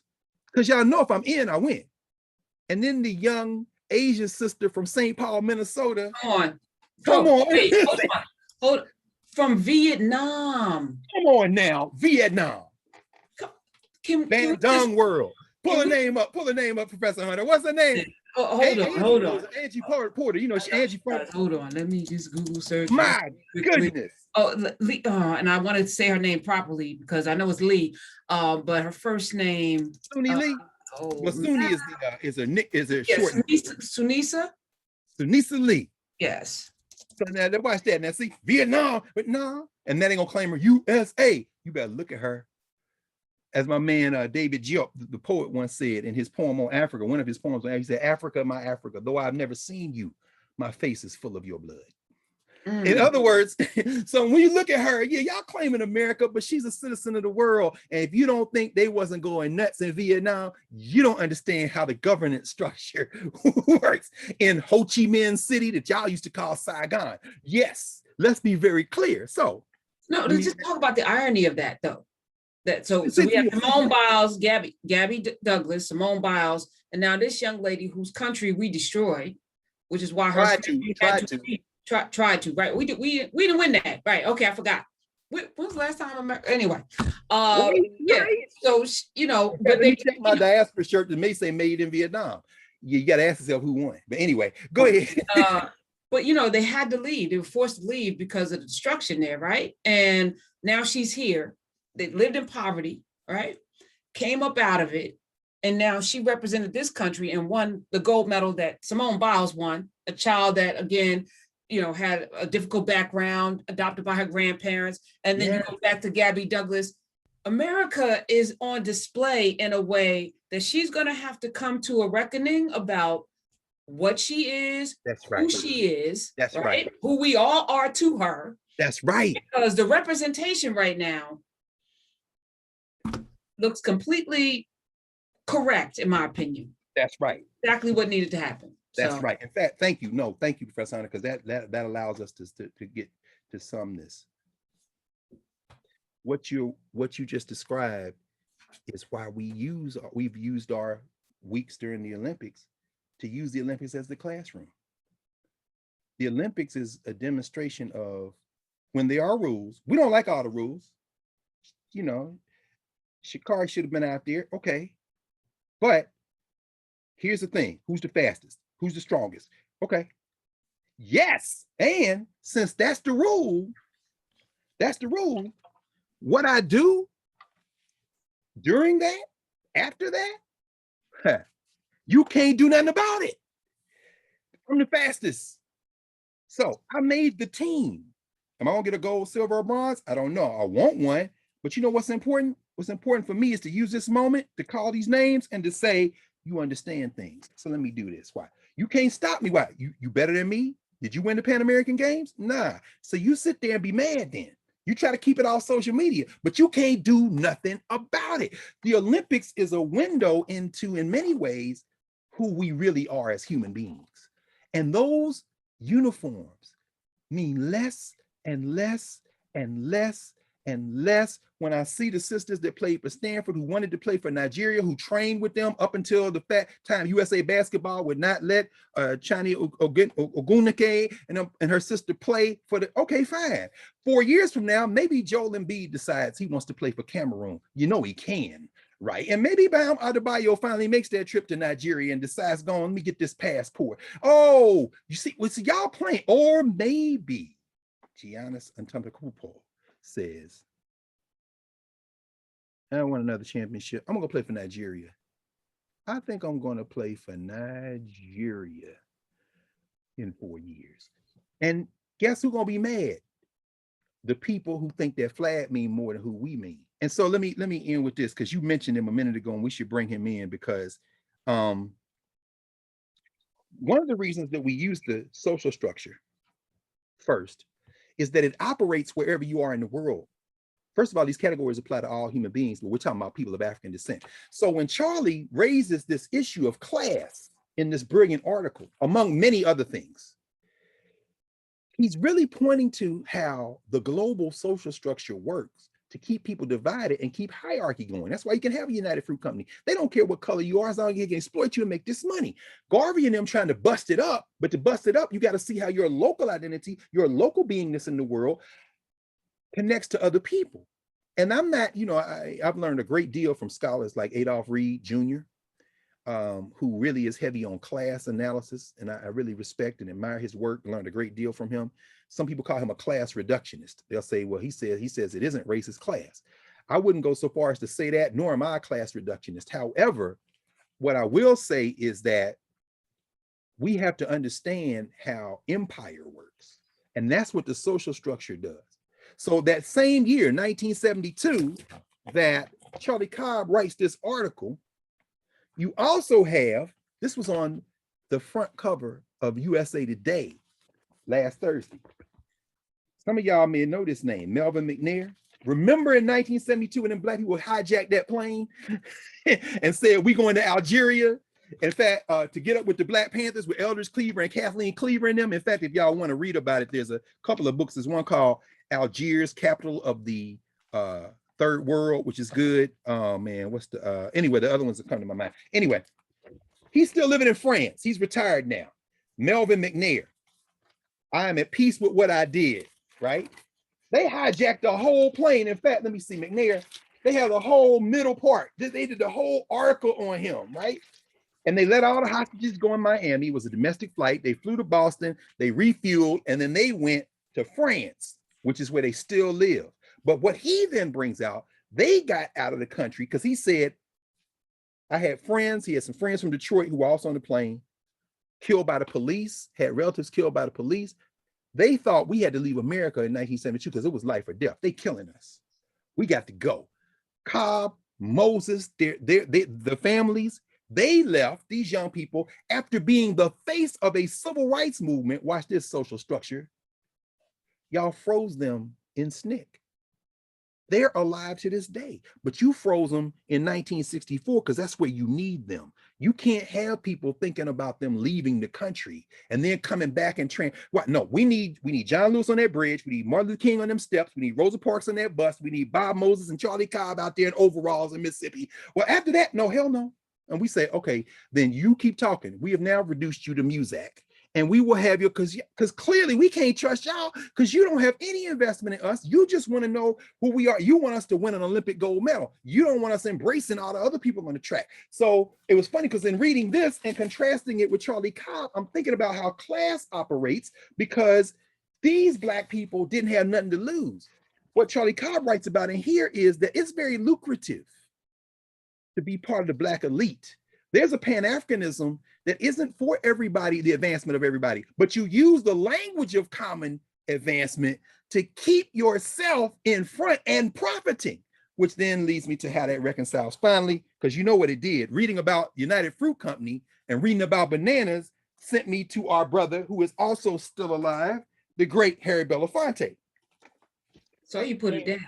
No, you Belafonte. What did I do with it? Oh my God. You had it earlier. No, I have that.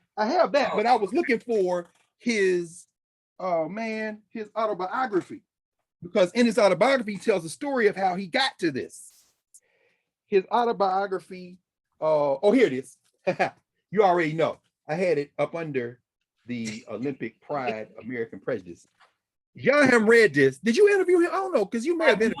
He is on my, I have a list of legacy people, because when I first got to Sirius, my biggest goal was to talk to people, some elders. This is before I met you, because I knew it was important, right? It's important that we have those conversations. So I got to talk with Baba Dick, of course. Baba Dick Gregory. Harry Belafonte. I've been trying to get to him for 7 years, and I'm suspecting that the time has probably, I don't think he's doing too many interviews anymore. But well, the ancestors got funny ways of working things out. Let's just claim that conversation is gonna happen over here, because we just gonna claim that. Because he writes about coming to the United States, and we know, of course, Harry Belafonte, his father is from Martinique, French Caribbean, his mother from Jamaica, and they sent him to his mother's people as a little boy. Then he came back to New York. But it's interesting because thinking about how class operates, again, social structure, governance structure.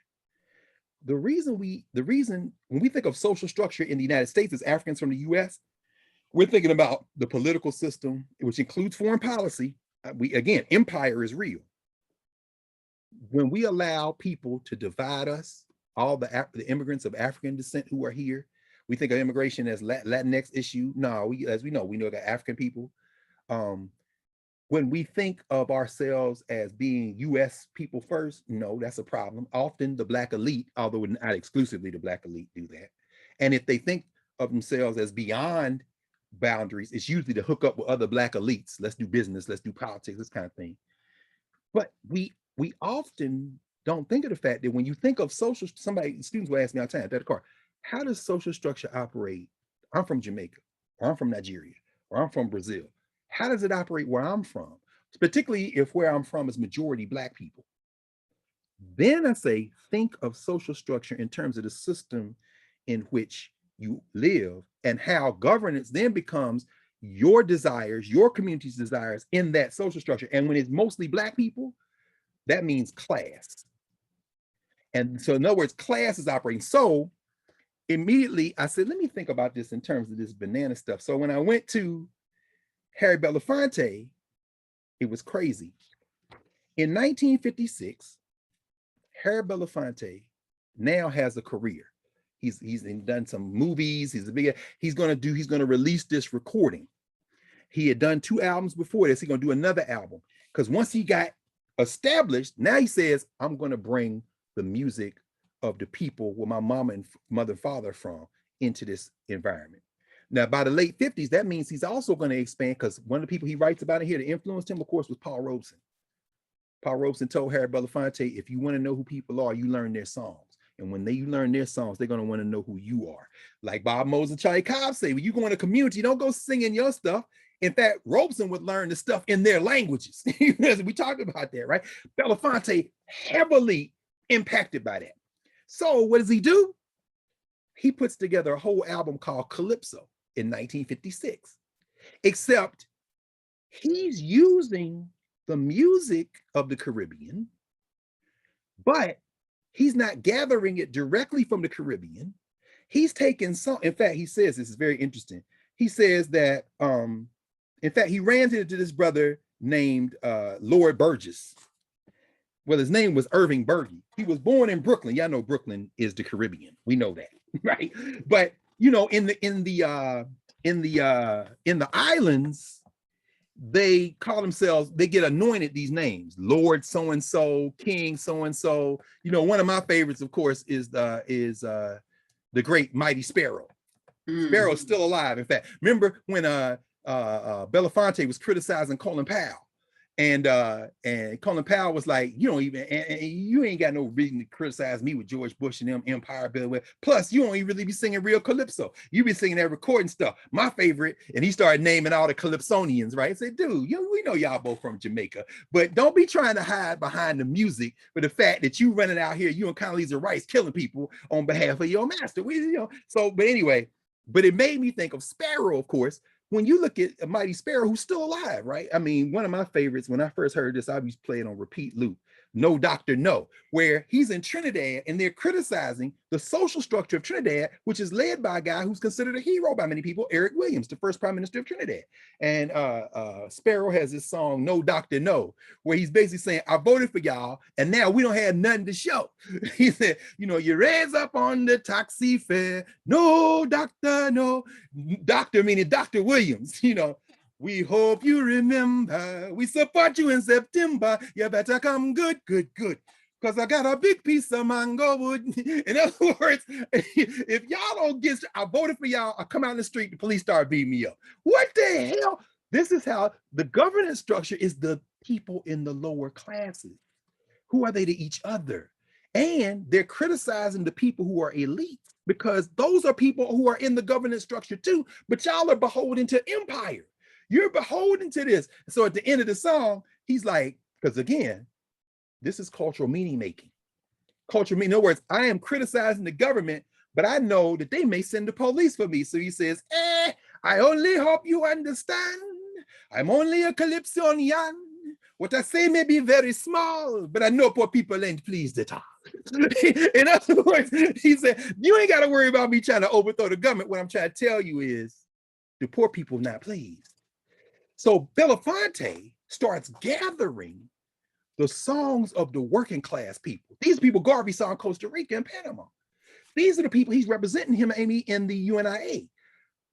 Belafonte, cultural meaning making, is going to take this music into the social structure. He's going to make some money. He's going to make a lot of money. He gives the publishing rights to the Black people who help him. Bill Attaway and Lord, what's the brother's name again? Lord Burgess, who He said, the thing about Belafonte, he said, see, in the Caribbean, you don't name yourself. They name you. That's the ways of knowing. They call you Lord. They call you Mighty Sparrow. Here in Brooklyn, this dude named himself. You know what I'm saying? And he's taking the music and converting it into songs, which then I dug out the songbook. Because Belafonte said, here's how you govern. He said, what I learned from watching these white boys, we're going to control. So I'm not only going to make the record.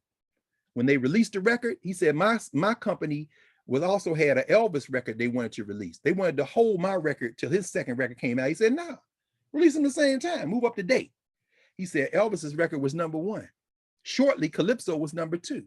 Then it became #1. And it stayed #1 so long that it set the record that was only broken with Thriller. And then he writes in here, he said, but I was cool with that because I like Michael Jackson. And then he tells the story of how he called Michael Jackson and said, I need you to do this song. And Mike was like, cool. And they got their friends together. There comes a time when we heed a certain call.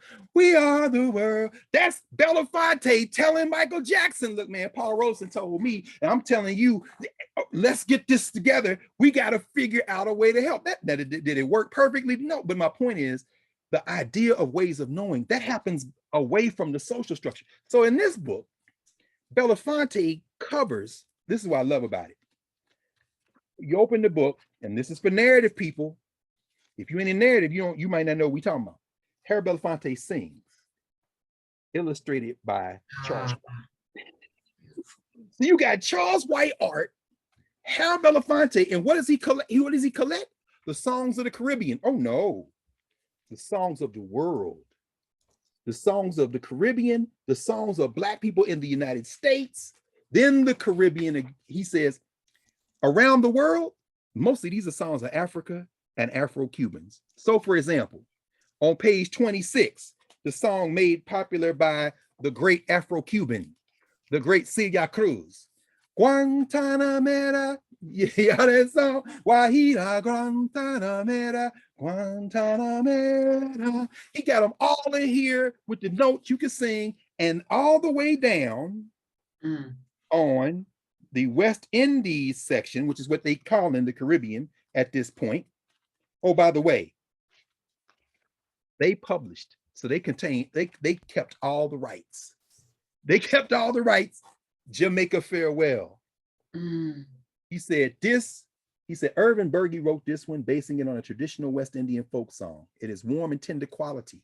Because he's saying, I'm going to sing the songs of my people. So y'all know that song. Down at the market, you can hear ladies cry out while on their heads they bear. Ackee rice, salt fish are nice, and the rum is fine any time of year. Well, I'm sad to say I'm on my way. Won't be back. Come on, President. I know he did harmony. Oh no, you're not gonna get me. Nope. My heart is down, my head is turning around. You see the lilt of Calypso, right? I had to leave a little girl in Kingston town. He even got Charles White doing some riffs on his regular style. But the song we're gonna end with is, of course, the song that takes us back to what the United Fruit Company did. Because remember, they are in Costa Rica. That's where they get going in their criminal enterprise. And then after World War I, they move. And that's when you see them really occupy the Caribbean. So Belafonte, with this incredible, beautiful Charles White of these women. Now, these are the Charles Whites you don't see a whole lot of places, right? I remember going to the White exhibition, and those of you who go on narrative, y'all know what I'm talking about. With the exhibition catalog, we did a long thing on Charles White. If you don't know the name, look up Charles White, and then if you're not in narrative, join narrative, because when you see our conversation on White, he says, this is probably the single biggest song in my entire repertoire, along with Matilda. It was traditionally a West Indian song sung by the workers on the docks and on the banana plantations. It was taken by Irvin Berge and rewritten for American ears and for American understanding. Since then, the song has swept onward like a brush fire. Watch this. And I fought madly ever since to stay ahead of the flames. It hasn't been easy. What does that mean? It means that if you see this, if you see Belafonte songs like, Jump, jump, jump, Jemina, shake your body like in like Beetlejuice. Y'all playing it for dancing. And you think this is like a light song, a happy song? When you hear, and of course, Sam Cooke takes it, another man who understood the power of recording and owning your master. So when he dies, the white folk take everything he got. And I don't care whether it's his music, which you can't use except for Life's Why Regina King and them, you can't use the music, you know, because we gonna Sam Cooke gonna be on our plantation forever. He's dead, and he gonna work for us in the social structure forever. Belafonte, early in the game, owned everything. He gave the publishing rights to Burgess and Attaway and them because he said, I'm a star. I'm gonna make money. I'm gonna control mine. This may be y'all's money, so you get all the rights. But we own it because I started my own company. You get all the publishing rights. So anybody singing, Deo, Deo, you paying their family. Daylight come and me want go home. Why are you saying daylight come? Because they made those Africans in the Caribbean gather those bananas at night because it was cooler to do it then. Work all night on a drink of rum. Daylight come and me want go home. Stack banana till the morning come. Daylight come and me want go home. Come, Mr. Tallyman, tally me banana. Daylight come and me want go home. People singing, that's nice. It's like, do you understand the class conversation that's being held in that? What they're revealing is our working class people, our poor people around the world are caught in empire. And we may think this is just a local dispute, but it's part of a much larger concept. And anytime we overflow those boundaries, whether it be in the Olympics, anytime we overflow those boundaries, whether it be in moments of popular song, like when Louis Armstrong, whose birthday is the 4th of August, coming up in a couple of days, and on that day, I'm gonna spend all day with Pops. I love him, and we won't go. That's somebody we'll do a you must know about, because we think we know Louis Armstrong. As Ozzie Davis said on the set of a movie called A Man Called Adam, he said, I saw Louis Armstrong in the dressing room, and he didn't know I was to see him, and he had the saddest look on his face I've ever seen. And he said, when he noticed I was there, he turned around, he went back into his thing. Oh man, Pops, but y'all go get this book. Penny Von Eschen, Satchmo Blows Up the World. That's him in Egypt, him and Louise in front of the Sphinx. Paul Robeson stood at the Great Pyramid and sang Isis and Osiris. Louis Armstrong went to West Africa, and when he went to Ghana, he sang a song by a brother whose mother was related to the Queen of Madagascar. We know him as Andy Razaf. And there's footage in the film Satchmo the Great of Louis Armstrong in Ghana with Kwame Nkrumah in the audience. And he's singing a song to Andy Razaf, an African born here, who realized that in America, the social structure made us all on the bottom, who understood the way Garvey and them understood that you're going to get us and you're going to try to trap us. And he wrote a song that became what some people call, we talk about Billie Holiday and Strange Fruit, but you should go back to Andy Razaf's song, the one Louis Armstrong sang for Kwame Nkrumah and them, when Nkrumah invited him and Louise to the Ghana independence celebration in '57, the song Black and Blue. Old empty bed. No. Let me not do that. Let me see. Let me see. Old empty bed, spring's hot as lead. Eat like old Ned, wished I was dead. All my life through, been so black and blue.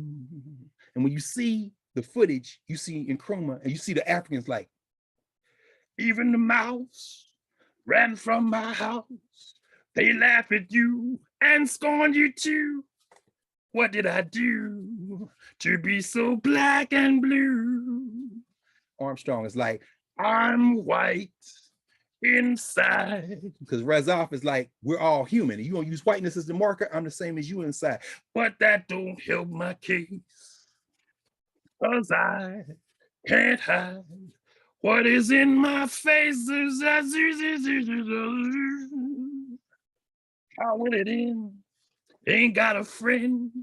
My only sin is in my skin. What did I do to be so black and blue?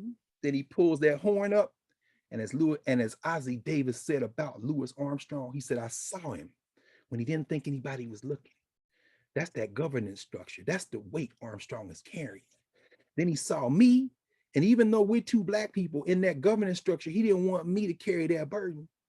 He said, but then I understood something about Armstrong. He said, all that smiling and sweat and the handkerchief, Ozzie Davis said, we used to call that oofta. We said, you trying to do that to please the white folk. But then I understood. He says, because when Armstrong put that horn to his lips, and if you ever heard Louis Armstrong, after he sing that, then he get on that trumpet. Ozzie Davis said, Louis Armstrong could kill a man. He killed you with the horn.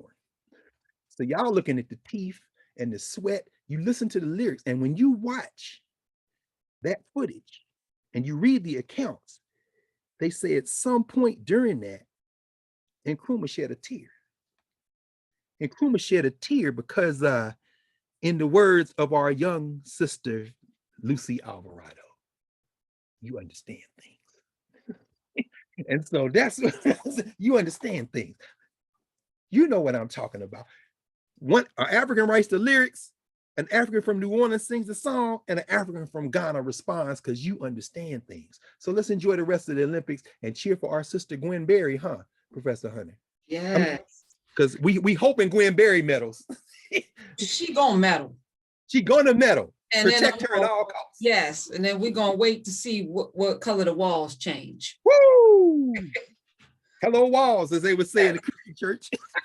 Yes. I'm speechless, and you know, to be able to transform, to be able to carry us into those spaces, into these ancestors, into these stories is a gift. And I'm just grateful to be here to witness it. So thank you. We're together. Thank you. No. Yeah. Let's thank all our ancestors. Let's just, as we close out, let's thank Bob Moses and Gloria Richardson and Mack Robinson, and I'm sorry, and Mack. Yes. Yeah, and Mack. Both of them, both of the Robinsons, because I'm reading Max and Mack. Yes, because I'm reading Randall's book right now, and that class thing is so evident. So yeah, it's all connected. That thread that you're sewing, and it's just brilliant. Gloria Richardson, as you mentioned, Dave Dennis, CC Driver, all of the names. Oh my goodness! Let's just evoke their names because we need them. We need them to do what's next, and they need us because we are the ones here left to do that work, and we're doing it. I'm so proud of Narrative. The Charles White piece will be up on Monday. I'm saving stuff, just letting it sit and marinate. And as we move toward releasing our social media platform, which has a name now, it's called Nubia, with a K. The K is silent, like Narrative. Nubia. So we're all going to be in Nubia because that's a real place. Wakanda doesn't exist. Wakanda's not real. Nubia is real. So and all of us Nubians are going to be in there. In fact, Carrie James Marshall said Wakanda looks a little too close to Dubai for his. Go read Charlie Cobb about what it means to want to aspire to be the Black bourgeois wherever you are. So I apologize for that. So I'll see you next week. We'll be next week. Yes, sir. We'll be in full August by then. Yes, and then we'll have the live one the week after. Following week. Yes. I just happy birthday to Louis Armstrong, and I think we're going to probably do it in class, maybe special. We'll see. Y'all just stay tuned. Like, subscribe, do all of the, give the thumbs up, and do all of that. But more important than liking and subscribing here, head over to Narrative. This is to me, I'm planning it out. It may take us maybe 20 years to get it to where it's supposed to be, but it requires all of us to participate. We need as many of us in as possible. Yes, many have come, and we need many, many more. Yeah, so if they can raise $50,000 in Costa Rica in 1921, and Marcus Garvey, and these people are making dollars a month. Come on. Yeah, I mean, this is important. So Narrative with a K, if you know how to spell it, we'll just hold the mug up so you can get full things. So Rep, red and black. We're not playing. All right. See you. I'll see you soon. See you very soon. All right. Love you. Love you.